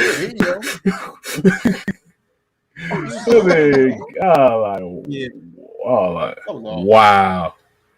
Yeah, that's just one of those cases, man. So, dude, I know them Raiders fans was pissed about that, boy. I know they was. Yes, Drew. Yes, Drew. That was Deshaun Jackson. That was his first catch as a Raider. I know a lot of people are going at us saying, "Yeah, we got blown out." There's a bunch of teams that got blown out this week. A lot. There were better teams. Look, remember who else got blown out? Cleveland blew out the Rams last night. Yeah, the Rams got their ass stomped the fuck out. A bunch of teams that got blown out. Shit, the Patriots just stomped on the damn Browns. Yeah. Thanks. Appreciate it, Dre. Appreciate it, man. Not us, y'all.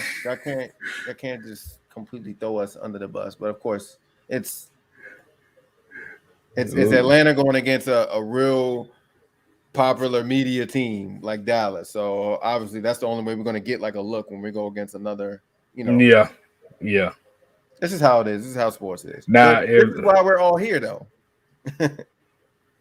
This is the real. Could I guarantee if the Falcons would have beat Dallas, you would have never heard it on TV. No, I've always heard it from Stephen A. Smith because he don't like damn Dallas. He don't like.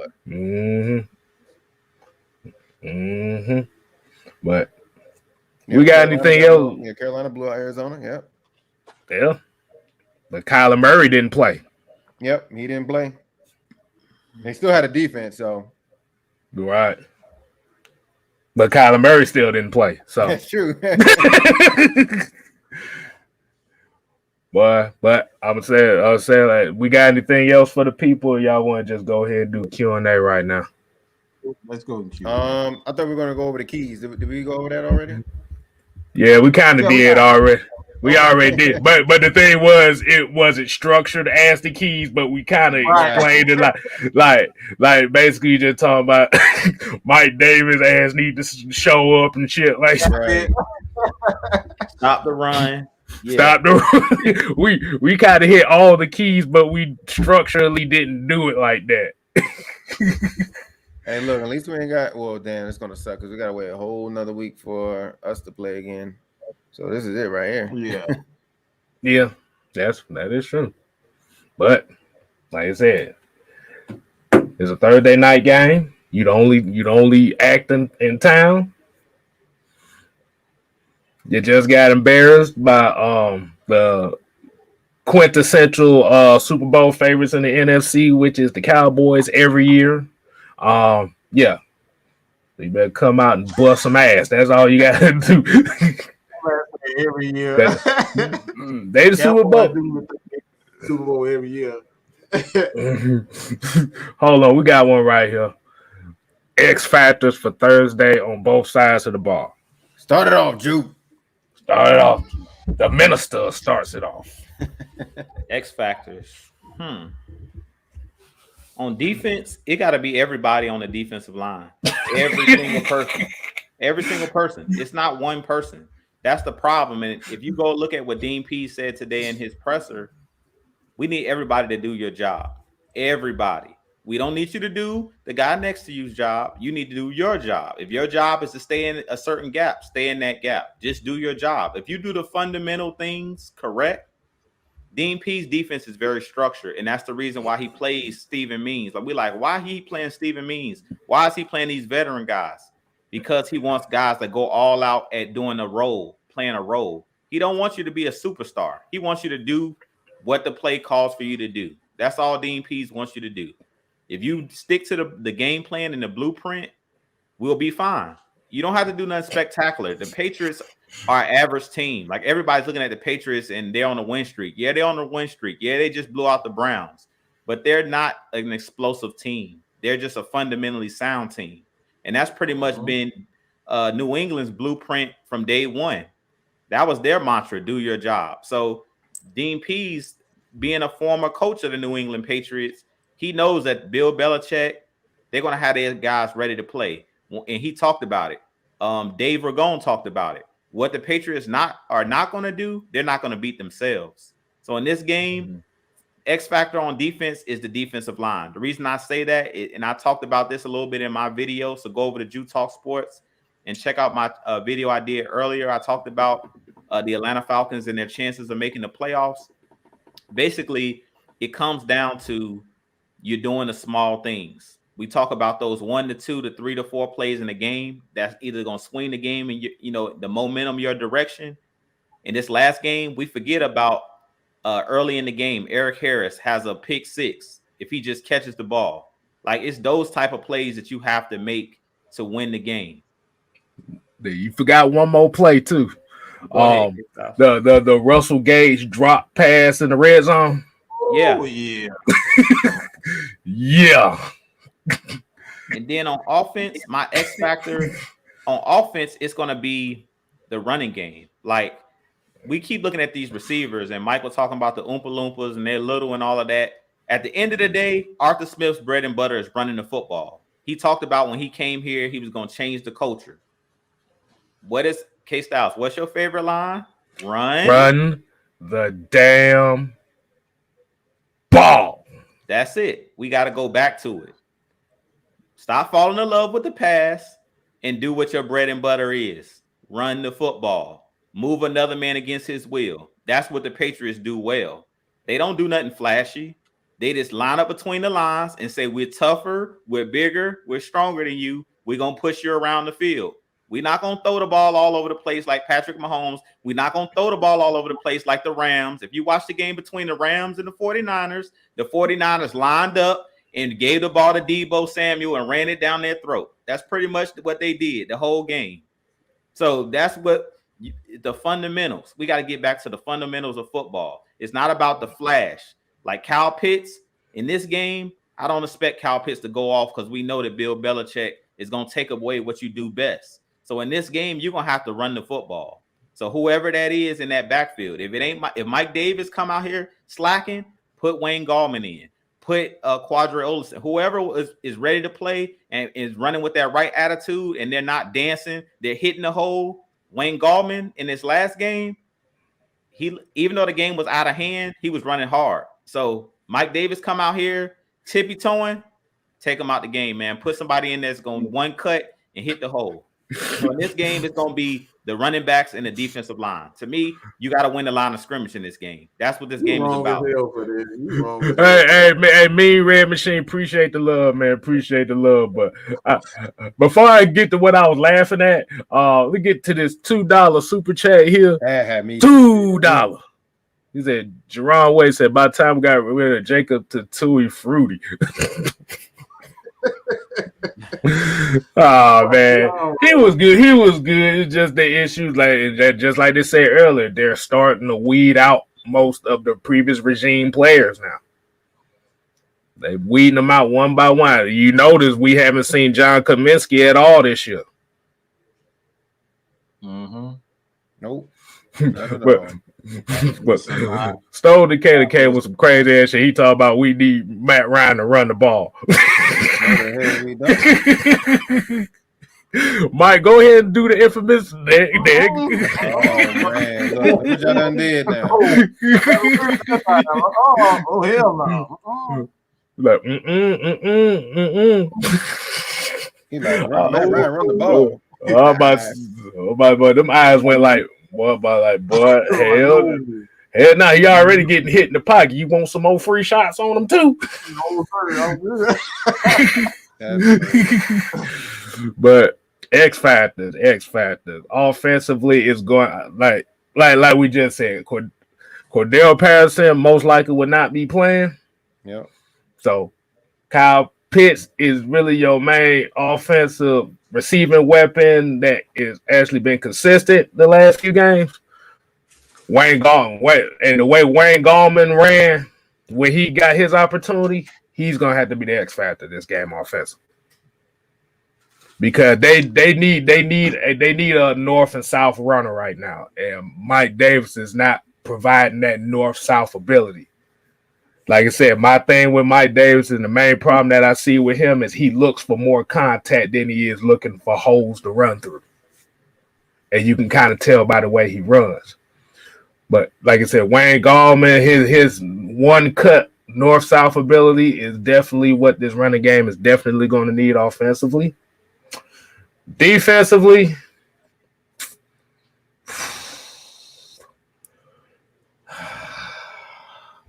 could you kind of hit what I was gonna say? I was gonna say the whole defense, but since he said that, I gotta switch it up just a little bit, bruh. We gotta get Richie Grant out there, man. He's got to be the X factor for this guy. If Jalen Hawkins can't play, you gotta throw Richie Grant out there. You need some type of rover that has some type of physicality that's not going to trip over his own 2 damn feet every time somebody throw the ball near him. Oh boy. Yeah. Because like I said, Avery Williams, he's good for some plays, but it's like, and the thing that I had noticed in this Cowboy game, it was like, that motherfucker could not stay on his feet, bruh. It was like every time they threw the ball to CeeDee Lamb, that's why they put CeeDee Lamb in the slot. They either ran his routes in the slot or he was running screens in the outside. But when he was running his routes, he was in the slot. And every time that they had Avery Williams lined up on him, CeeDee Lamb hit one cut, this dude eating dirt. I think CeeDee Lamb didn't see. He saw a number of green light after that one. But that was the weirdest looking screen. I have never seen 4 wide receivers on one side of the field before. I was like, what the fuck formation is that? Once we saw I was like, was that legal? Until I looked at it again, I was like, damn, I ain't never seen that. But yeah, Richie Grant gone. They gonna have to put Richie Grant in that rover spot. Like I said, if Jalen Hawkins can't play, I know they say he limited right now, but if he can't play, Richie Grant going to be in that spot. Ooh. If I had to choose for offense, I would definitely say anybody in our wide receiver core. They're gonna have to get open somehow. Whether it's doing what we've been doing as far as like Kyle Pitts, lining him up. Yeah, he's gonna get doubled. They're gonna take him out, but that should open up doors for the other wide receivers. They have to get open. It's not like they haven't been struggling to get open. It's just they're not catching the damn ball at all. That's the thing. I've never seen so many drops ever. Like it's just crazy to me. They need to clean it up. Zacchaeus. I hardly even saw any Tarjay Sharp in the Dallas game. All those guys need to step up and catch the damn ball. Like it's just no excuse. They all need to just get it together. As far as defense goes, nobody's been talking bad about them, but I'm going to talk bad about them now. But the two-headed monsters that we got on that linebacker core, I don't know what the hell is wrong with them. I'm talking about Deion Jones and Foy Lucan. Y'all like one of the best. Y'all like one of the best damn tandems. They need to do better in coverage. They need to do a lot better in coverage. Because there's no way, like, y'all guys are the best. Y'all should have that middle of that field should not be getting attacked like the way it should be. Right. Hello, Cartier Walker said, remember when Saints fans said that Michael Thomas was better than Julio Jones and Mike Evans? Yes. I remember that. Yes, I do remember that. I think Keyshawn Johnson forgot he said that too. Because ever since he made that comment a couple years ago, boy, he said nothing about Michael Thomas since, and that's his nephew. I wouldn't either. Who's your X Factors, Mike? What you got for the X Factors? These folks over here making MC Hammer jokes about Mike Davis and shit. I'm just gonna say this. I have absolutely zero. If anything is below zero, I have confidence in that.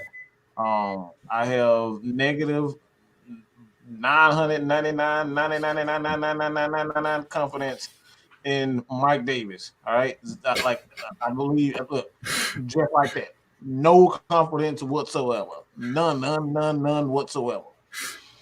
So I'm gonna go a little awkward. I'm gonna do a little something. And I think this has to this. Let's gonna give these little Vic fans a hard on by me saying this. Hint. I'll let y'all catch up to that. Falcons got to get a spark in that running game, and I believe that spark is going to have to come from Felipe Franks. You're going to have to use him in those options. I knew you was going there. I knew you was going there. I knew you was going to catch it. They need a spark in that running game. That's honestly what they need, because we're not going to have, more than likely, we're not going to have CP. So we're not going to be able to do the traditional runs. And I just have absolutely no confidence in Mike. Just look, he's playing like absolute crap. He can't do anything right. He can't catch the ball. He's barely even on everybody talk about, that play where Caleb missed the block. But I saw on the exact same play, this motherfucker look on the left side. This man literally coming on this side, and Mike Davis, he's standing right next to Matt, and Matt getting hit. You looking right, you right there. Yeah, I saw that you play. Right there as a running back. You pulled a Devontae Freeman. Mike Davis is doing absolutely nothing. Okay? So if he's going to give us nothing, we got to at least see who can give us some type of spark in the running game. That's what they need. I honestly believe that the Falcons offensive line is doing a great job run blocking, because we saw it when Gallman got in. They didn't have any issues running the ball when Gallman got in. So at the end of the day, look, the only reason why Mike Davis is really on this team, he still have a job, is because it's going. If they cut him this year, it'll be like $1.5 million that they lose as far as the dead cap, and you just can't afford to do that. So, yeah, he got. I think we got to use Felipe Franks in the running game just to see if he can give us a spark, and the defensive side of the ball. Just duct tape Tyler Davidson ass to the bench. I don't want that motherfucker nowhere near. I don't want him nowhere near. I'm like, this dude, you can tell you suck because your ass still in the game while you getting your ass blown out. Everybody else, Grady, Jared, Marlon Davidson, all of them was on the bench, and your big fire ass the only one still out there playing. So we already know you trash. Like he ain't seeing my field no more. None. The duct tape his ass to the damn. That's it. They duct tape him to the bench. That's it. Wow. Hey! I guess Pro Football Reference done threw a stat in here that I really didn't care about, but whatever. They said Mike Davis leads the Falcons in rushing broken tackles with 5. I was like, I saw 3 of them on one play 2 weeks ago.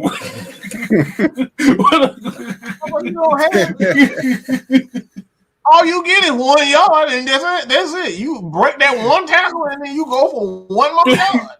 He got those broke tackles in that one Carolina game. That was it. That's the game I'm talking about. I'm like, bro, I don't care about that because he only ran the ball 88 times for 289 yards and 1 touchdown so far.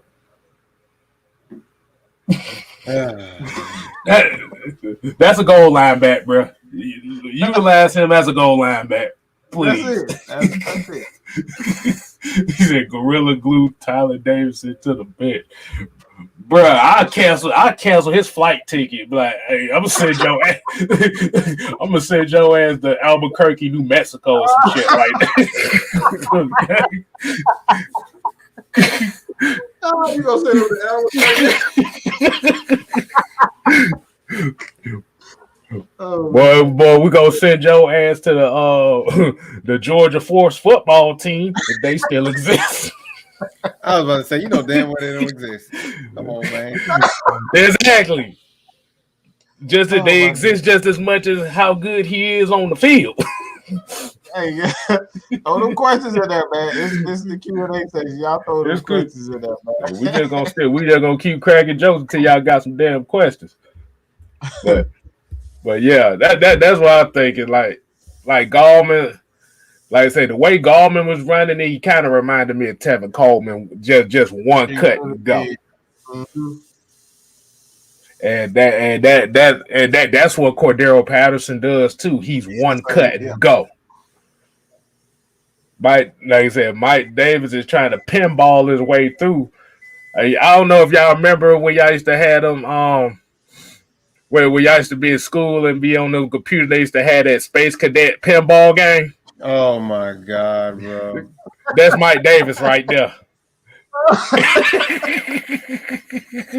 Oh my goodness. Oh my God, boy! I got a question for everybody on this panel and even in the chat. What's up? What's one thing y'all fear about New England right now? Because I believe they're like number 2 in defense from the last time I've seen. Even with the players that they have, like, is there anybody, like, it could be anything, like their corners? Is there anybody that's like, damn, like, stay away? Their physicality. That's it. That's it. That's the only thing I'm worried about is their physicality, because for whatever reason, it seems like our Falcons don't play with the same intensity every game. Like if they would have came into that Dallas game with the same intensity that they came into that New Orleans game with, it would have been a different game. I feel like the Falcons don't play with the same intensity. And I talked about this a couple weeks ago. It's like we play up and down to our opponents. We don't, we play up for certain teams, and then sometimes we kind of sleepwalk into games. And I feel like that's kind of what happened last week. It's like you have to play with that same intensity. I don't care if you got to go into every game thinking that the team you're playing is the Saints, but you got to come to every game with that same intensity. Like you can't come in, sleepwalk into games thinking, okay, we're going to be able to just, they'll be afraid of us because we just beat the Saints. Like every game, respect your opponent. Like it don't matter who you playing. You got to come in there with that same intensity, and you have to have a certain standard. And that's what Mike, we've been talking about, creating a winning culture. KStylzz, certain teams, what you're going to get out of them. The Pittsburgh Steelers, they're a physical team. The Baltimore Ravens, they're a physical team. Like that's their brand. And that's what I want the Falcons to become. It's like one of those teams that other teams fear, that you have that standard that when you play the Falcons, it's going to be a physical game. And that's what the Patriots have. Every team knows when they go into New England, to Foxborough, you're going to get your nose bloody. When people play the Falcons, when teams play the Falcons, they don't come into our building fearing us like, oh, man, it's going to be a physical game. KStylzz said this a couple weeks ago. We've been the get-right team. Every team come to Atlanta and be like, oh, this is the game that I'm going to get a sack. I haven't got a sack all season. We play Atlanta next week. We're going to be able to walk over them.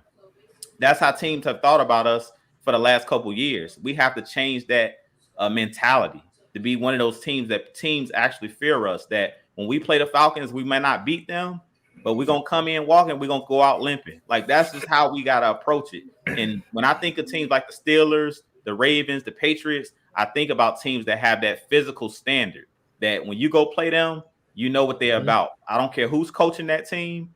When you see that yellow and black, when you see that purple and black, you know what you're going to get. You're going to get a physical defense. You're going to get a team that's going to run the football. And like I said, you're going to get your nose bloody, point blank in the period. Even if you win the game, there's going to be some casualties in that game. And that's what I feel like.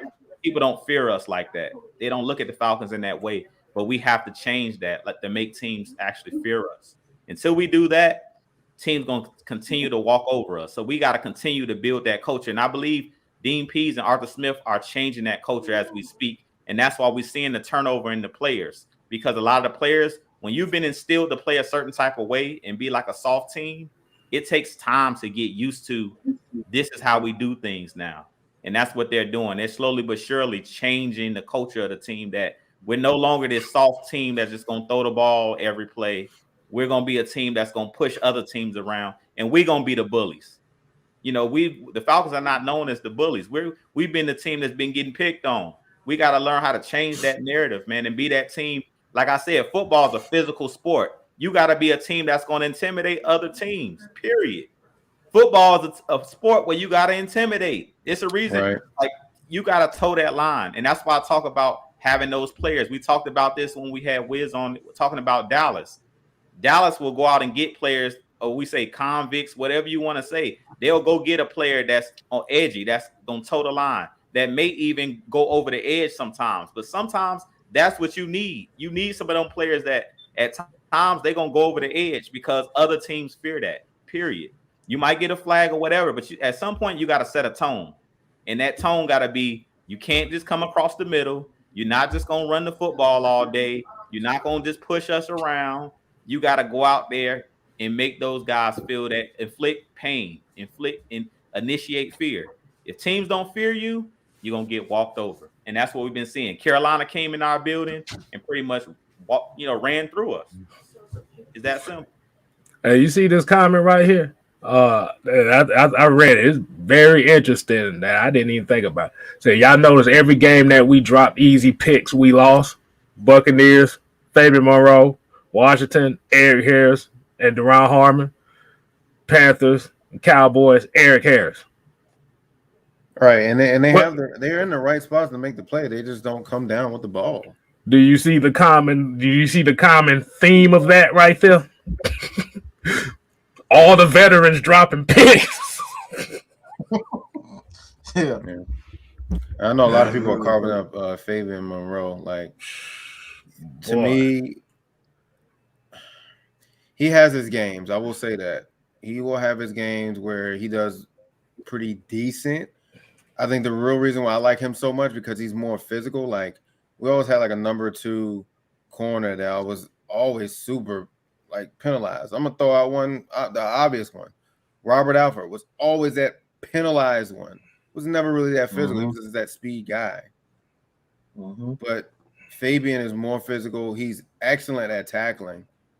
I mean, hell, he's probably one of our best tackling corners besides AJ Terrell. I'm gonna be real honest with you, but I just like his physicality. Yeah, he has his games, and I know there's some calls that would be like, "Are you kidding me?" Like I think he played that very well, but you know the refs call whatever they want to call. But I think Fabian is a lot more physical than what a lot of people think. Hey, look, I'm about to say as bad as that sounds,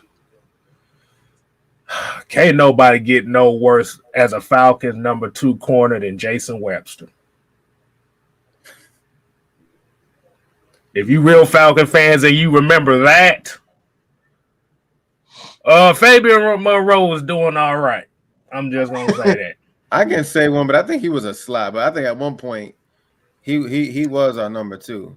I hate this damn name. Christopher Owens. All right, let's hold on. No. No. I like how y'all both said nope on the same cue. No. He's like, no, we ain't going down memory lane, not tonight. No, not that one. He disgraced the number 21. Owens? Oh my lordy. He disgraced the number 21, bro. Everybody was mad at him after that. Well, like, come on now. Brent Grimes went down. It's like, damn, who our next corner? Christopher Owens. It's like, oh my God, this dude can't even cover a damn fly. Well, like nobody was gonna call you Chris because your game didn't say Chris. Your game said Christopher, and then we just gonna know that right now. It was awful, man. I'm sorry. But let's see. Oh yeah, we got folks saying Jason Webster was ass. Let's see. Hold on. Okay, Markeith Miller said, okay, do you guys feel like the Falcons should have made a couple trades despite the salary cap problem? No. Hell no. We ain't had no money to make no type of trades. There was a repercussion. You actually can get fined if you do stuff like that. You can't just like ignore that. That's not how it works, okay, people? That's not how it works. You can actually get in trouble. Penalties. Teams could get penalized for not getting under or violating the salary cap. Like this is a real thing. That almost happened to the Saints, where they barely got under the salary cap, and they could have got a huge fine. Like the teams actually can get fined if they don't get under the salary. Get over above the salary cap. Like you have to. That's a must. Yeah, that's loss of draft picks too. So yeah, draft pick fines. That's a real thing, people. Then what about Chris Houston? I don't really remember him that much, man. He was kind of up and on. It was like he was like dreads, right? He had dreads and he cut his hair, and when he went to the Lions, I think. Yeah. He had maybe one decent year, and everything else was like I said, he wasn't Jason Webster bad. I'm just gonna say that. So we just gonna keep that there. Right. Somebody said Desmond Southward. Yeah, that was one of Dan Quinn's boys that he picked up. Yeah, was it Dan? Was it? I think that was Mike Smith. Season, I think Mike Smith. Oh, that was one of Mike Smith guys. Yeah, that was one of. Yeah, I think that was a couple years before Dan Quinn. Let's see. Oh no, Marquise, you good. You good. That's the stuff a lot of people don't know. Like you can't. This ain't baseball. Baseball, you can do whatever the hell you want when it comes to salary cap. There ain't no penalties. Like football is a hard cap league. That's why they always say the guys that are running the books in the NFL gotta know how to run these books, know how to manage these salaries. Because if you don't, and you always in salary cap hell, you can never build your team. But then you look at teams like Jacksonville, who's always top 3 in salary cap, and they can never win shit. Yeah, they don't really be spending their money like that. Yeah. And then most of their good players. So, like, y'all remember, Jaguars only had that one damn year, and look what happened to the team. Saxonville was gone after a year, boy. Yeah, they traded everybody. They traded everybody. They said Blake Bortles couldn't throw outside of a barn. We need to get rid of everybody. Yep, we need to get rid of everybody. Calais Campbell left. They had a bunch of they had a real stacked team, but they had to go. I think they lost. I think they really lost. AJ Bouye. It was AJ Bouye. It was Jalen Ramsey. He left about the year after. Yeah. What really hurt them the most was he was the heart and soul of that damn team. That linebacker. Tevin Smith. Yes. Oh man, Tevin that was Smith. their heart and soul. I think Tevin Smith. It was him and what's my other guy? Palunsley. Oh, Paul Puzluzny. Yeah. Yeah, man, it's crazy how people just walk away from football. Yeah. Let's see.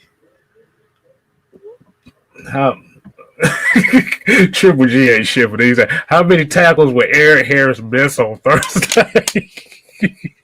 Oh, don't do it like that. Don't do it like that. Oh no, man! You better not miss no tackles. It better say 0 on there. Man, like you said, you miss tackles against this team, they gonna make your ass pay for it. Yeah, look at this one. Alpha was good, but he hold a lot because he wasn't physical. He wasn't physical, and he didn't trust it. Like I said, he didn't trust his own skill set. He panicked. He panicked. Like I said, when he saw somebody that could run just as fast as him, he started panicking. And that's why all the holes started coming in. Because when Trufant went down that Super Bowl year, Robert Alford actually had one of the best years of his career. And he was alone too. Damn, can you imagine if we had Trufant? Worst years all in 1 year. Yeah, because he was getting a whole bunch of holding calls, but he was the best corner we had that year. Yep, which is weird as hell. Oh, he was Lord. just a risk taker at the end of the day, KStylzz. I mean, somebody said Mr. Yellow he was a big flag. playmaker. Robert Alford, yeah, he held and stuff like that, but he put me in the mind of Marcus Peters, like that plays for the Ravens. That's who he reminds me of. Yeah, because he gets a lot of like pass interference and stuff like that, but he's a guy that'll jump routes and take risky chances, and that's why he comes away with pick sixes and stuff like that. So that's what Robert Alford reminds me of, like a poor man's Marcus Peters, because a lot of people talk about Marcus Peters' interceptions and like he's a big playmaker, but he's a player that gets penalized a lot because he holds and he takes risks. He gets beat a lot on double moves and stuff like that because he's just a risk taker. Yep. Yeah, that sounds like Trevon Diggs a little bit, don't it? Exactly. Except he got his pick against us, so hey, whatever. I'm about to say we might well go ahead and wind it on down. I need to go take this damn medicine my damn self. Go ahead and start winding it down. Like I said, we definitely appreciate everybody tuning in for the heavy hitters tonight. You got the 4 heavy hitters this time, and you got J-Rock, the Lord of the Discord, as well. So you got a full AFN show tonight. Yes, sir. Yes, sir. So y'all want to go ahead and get y'all closing thoughts out. Let anybody start that off. I'll start it off. Shouts out to Noah for that picture. I ain't gonna let that one go. I'm on the phone with my artist right now. So in the next couple of weeks, maybe months. Matter of fact, it's gonna be a Christmas gift for y'all. By Christmas time, that picture should be up. It should be on the media. It should be everywhere. Discord, YouTube, Twitch. Mike's eyes is gonna be on the billboard soon. Oh Lord. But shouts out to everybody that tuned in. I know we had like 160 people. Shouts out to y'all. Make sure y'all follow us on Twitch. We're 3 away from having the affiliate for AFN on Twitch. So make sure y'all follow. I will drop that link, and also follow us on the Discord. We be talking. Well, I know I'll be in there sometimes. There's some other people that's all across the world. There's Falcon fans all over the world. Oh, good time. All over. You don't have to I can't keep up. They be on talking 24 hours. So y'all might join the fun. We talk about games, sports, football, basketball, anything. We talk about life. Just come join, come vibe with us. That's it. And of course, y'all can follow me on Twitch, my gaming channel. I'm back in the woodworks of streaming again, so feel free to stop by and say hello. That's all I got. Let's get into that super chat though. Oh man, we got $4.99 super chat by Calvin Gowdy. Say, if I'm Arthur Blank, I'm on the phone trying to get Earl Thomas. I don't care what he's going through right now. Get that intelligent thumper. I don't think I want his wife with that piece that she got. Done did. The wife come in. You saw the stuff that he was going down with in Seattle. You think you want him in Atlanta doing that stuff? I'm good on that. boy, his wife gonna come with a Ruger in practice. Talk about, hey, I saw your snap. You hanging around Magic City. You threatening to shoot the goddamn place up, boy. But we can't keep getting retreads though, man. We got to get these young guys experience. Like, I know we love the nostalgia act of Earl Thomas and what he does, but when you got young safeties like Hawkins and Richie Grant and stuff like that, like bringing in an Earl Thomas is not gonna do nothing but kind of stunt them from getting their playing time. So I kind of disagree on that. But go ahead, Ju. Well, go and give him your final take on that, man. Your final take of the night. Yeah. Well, for the Earl Thomas thing, I'm good on that. I'll keep Eric Harris. I'm good with Eric Harris, man. I'm good on the Earl Thomas. We seen when Richard Sherman tried to come back just off the couch, got hurt. He's playing with the Bucs, so I'm good. I'm good on the old Legion of Boom guys at this point. I'm done with the old veteran, injured players. We good on that. But exactly. We want to thank everybody for tuning in tonight, as always. Make sure you guys hit that like button on the video. Make sure you guys hit that subscribe button. I'm not too sure how far we are on AFN from 2,000, but help us get to 2,000. Yeah, 2K. Yeah, that's the next milestone. I think I'm almost at 1,500. So y'all continue to just hit that like and subscribe button over on TalkSports as well. 6-Man, KStylzz, AskMADMIKE Sports.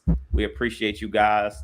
And I'm looking forward to this game on Thursday. I'm really looking forward to see if this team is going to bounce back. I really believe that we will be able to win this Thursday. I think a lot of people, what they're not paying attention to is Dean Pease going up against a rookie quarterback in Mac Jones. I expect the Patriots to come out and run the football, but if we come out and play the way we played against the Saints, physical, and even against Dallas, we did a pretty good job against Dallas of stopping the run. They ate us up as far as the secondary with their wide receivers, but we were pretty stout in the run game, as far as stopping the run. So if you stop the run in this game and make Mac Jones beat you, I'm going to live with that. If Mac Jones beats me in this game, if a rookie quarterback comes out and beats a Dean Pease-led defense, I'm going to walk to the middle of the field, shake your hand, and say, you got a hell of a young player over there. But at the end of the day, put this game in Mac Jones' hands. I don't believe in rookie quarterbacks. I don't believe in them. I don't care who you are. I don't believe in rookie quarterbacks.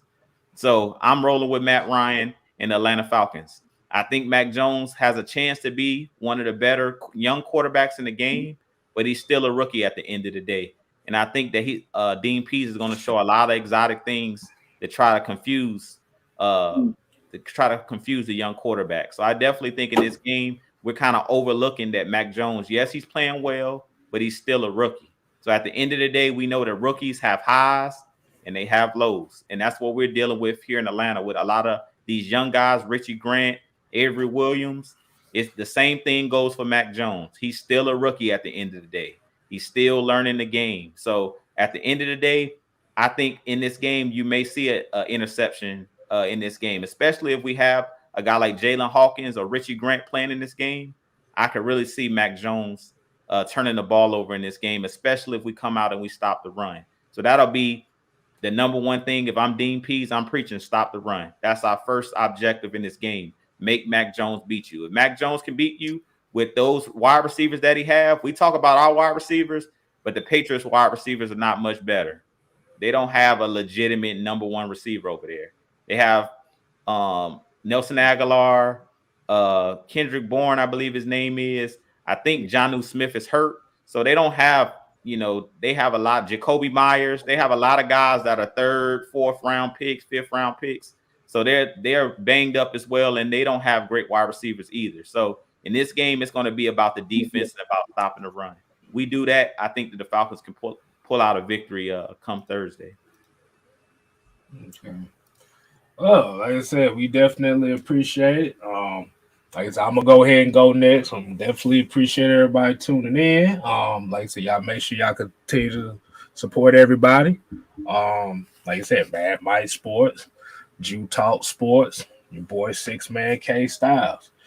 I've been hitting the rut on subscribers, but y'all still been watching. So we definitely appreciate people showing some love. But I always tell the folks, you ain't got to ghost watch.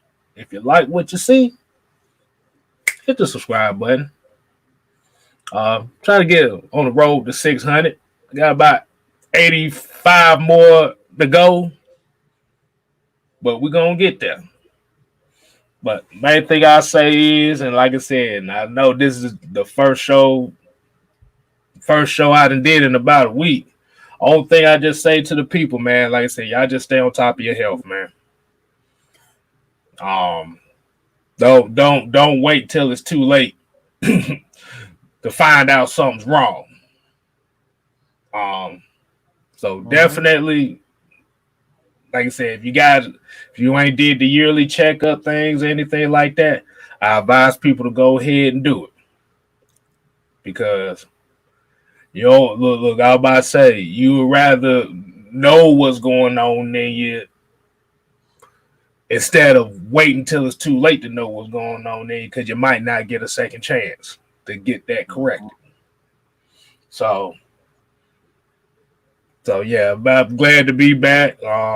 Like I said, I'm getting there. Like I said, once I get my energy back up and stuff like that, y'all really gonna catch fire around here. I'm just gonna let you know. Believe it. Yeah. But let's say after the 30th, we probably might do like a post game thing on Friday or something. But I know I ain't gonna be able to do no post game after the game.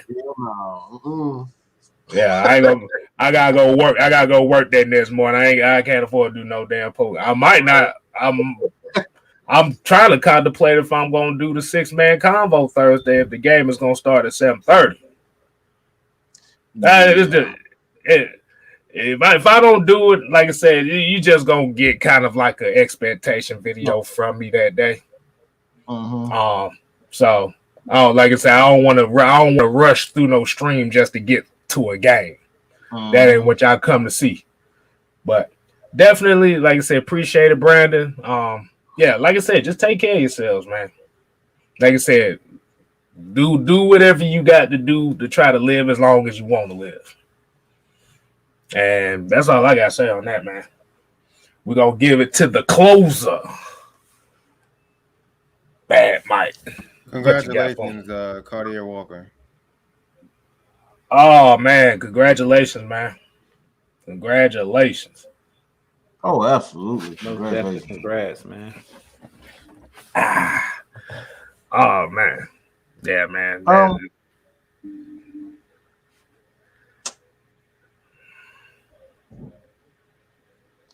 What? Look, I'll just say this: as fans, we have power to really make a break. Whether it's stuff that you like, you have the power to make a break, or at least let a lot of people know, especially if you hold a certain level of influence. You hold a certain level of influence, and you know that this is some bullshit.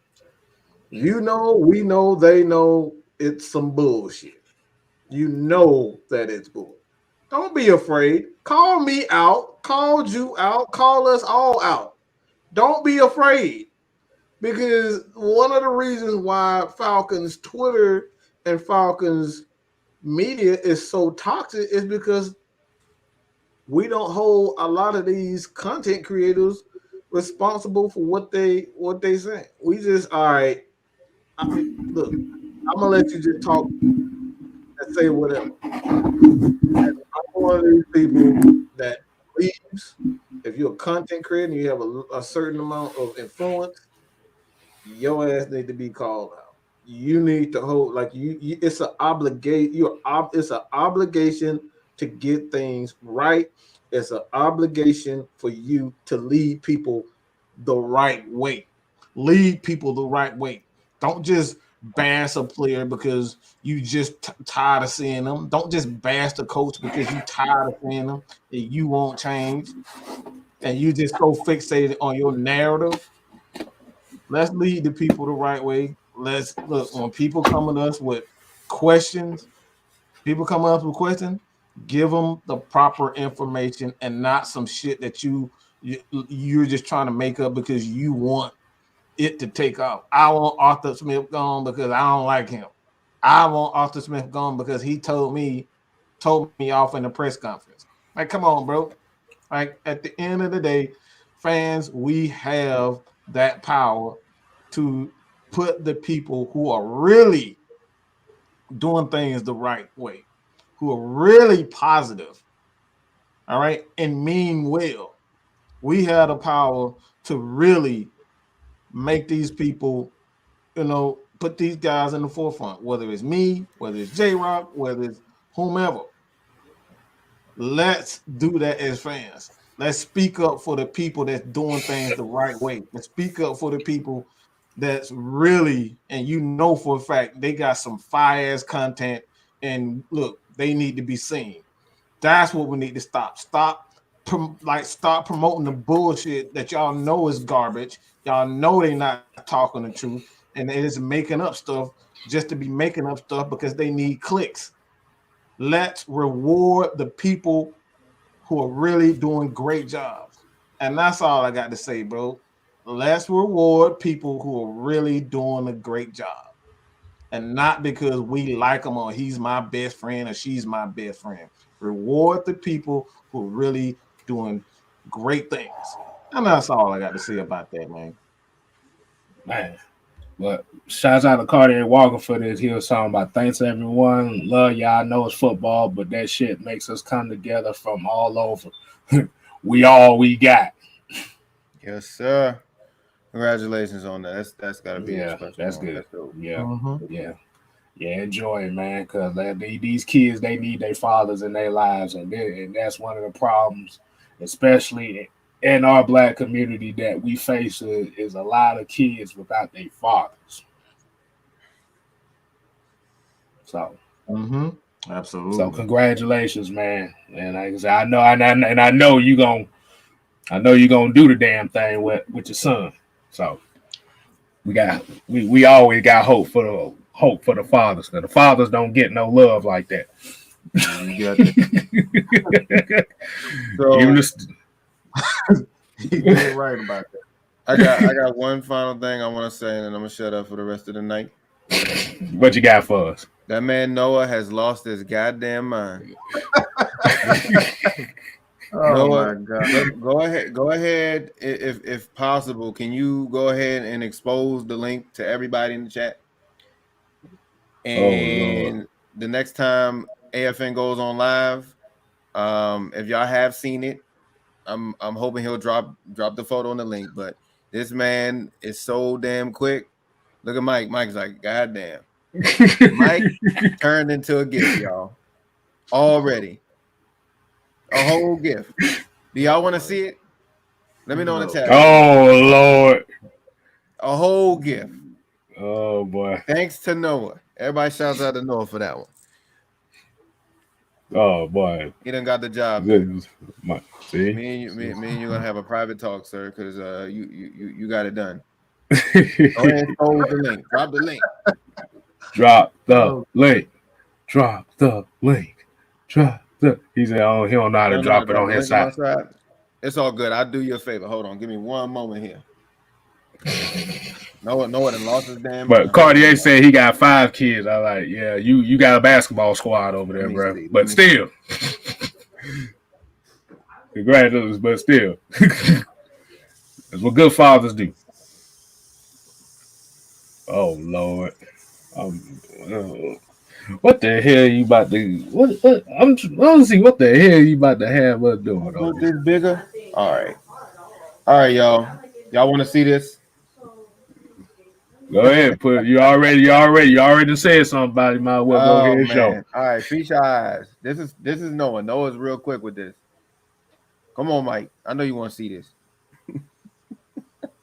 Here go the gift, y'all.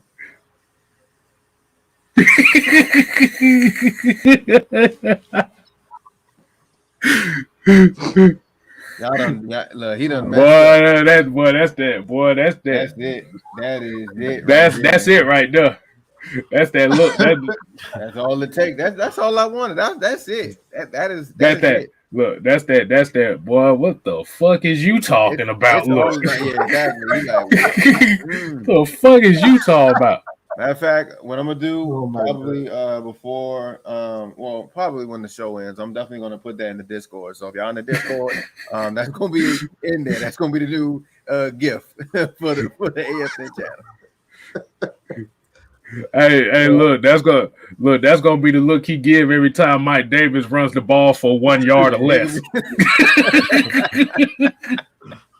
That's gonna be the look every time you see Tyler Davis and get pushed back 3 yards. When he on the field, he'll be like, "Oh, they done messed up now. They done messed up." He said, "Try it again, Marasaka." Oh man! Hey, look what Noah said. He said, "Mike, you can get me back tomorrow." Oh Lord, Mike vindictive like that, boy. He'll get your ass. You ain't gonna know when it's gonna happen, but he'll get you. You see that look? I think you can save it now, Mike. You can actually put that on Twitter. Oh my goodness, man! Hashtag Mad Mike Sports. Hashtag AFN thing. This was good. That was fun. Well, I'm gonna say that because I might use that too. I might use that too. Oh goodness! You said you about to use it? I might use that. I might use it. I don't know yet. Shoot, we got 2 now. We got 2 in the bag. Who gonna make that 3rd one? But we're gonna go ahead and wind it down for the night. Like I said, we definitely appreciate everybody tuning in. Like I said, be on the lookout tomorrow for Noah Tyndale's Wednesday nights. Y'all make sure y'all 10:30? But yeah, 10:30. Y'all make sure y'all go in to show him some love on AFN. Wednesdays 10:30 for his show. Like I said, I don't know if I might do the 6-man convo this week because I ain't finna rush through no show, but we'll see. But here at AFN, you know what we always say? Uh-oh. What's up? Oh, I thought you done caught something. No. I'm going off. What you about to say? Because I already know what you about to say. Oh no. I was about to say we AFN here. We ain't here to play. We here to stay. You ain't gotta go home. But you gotta get the hell up out of here. Deuces.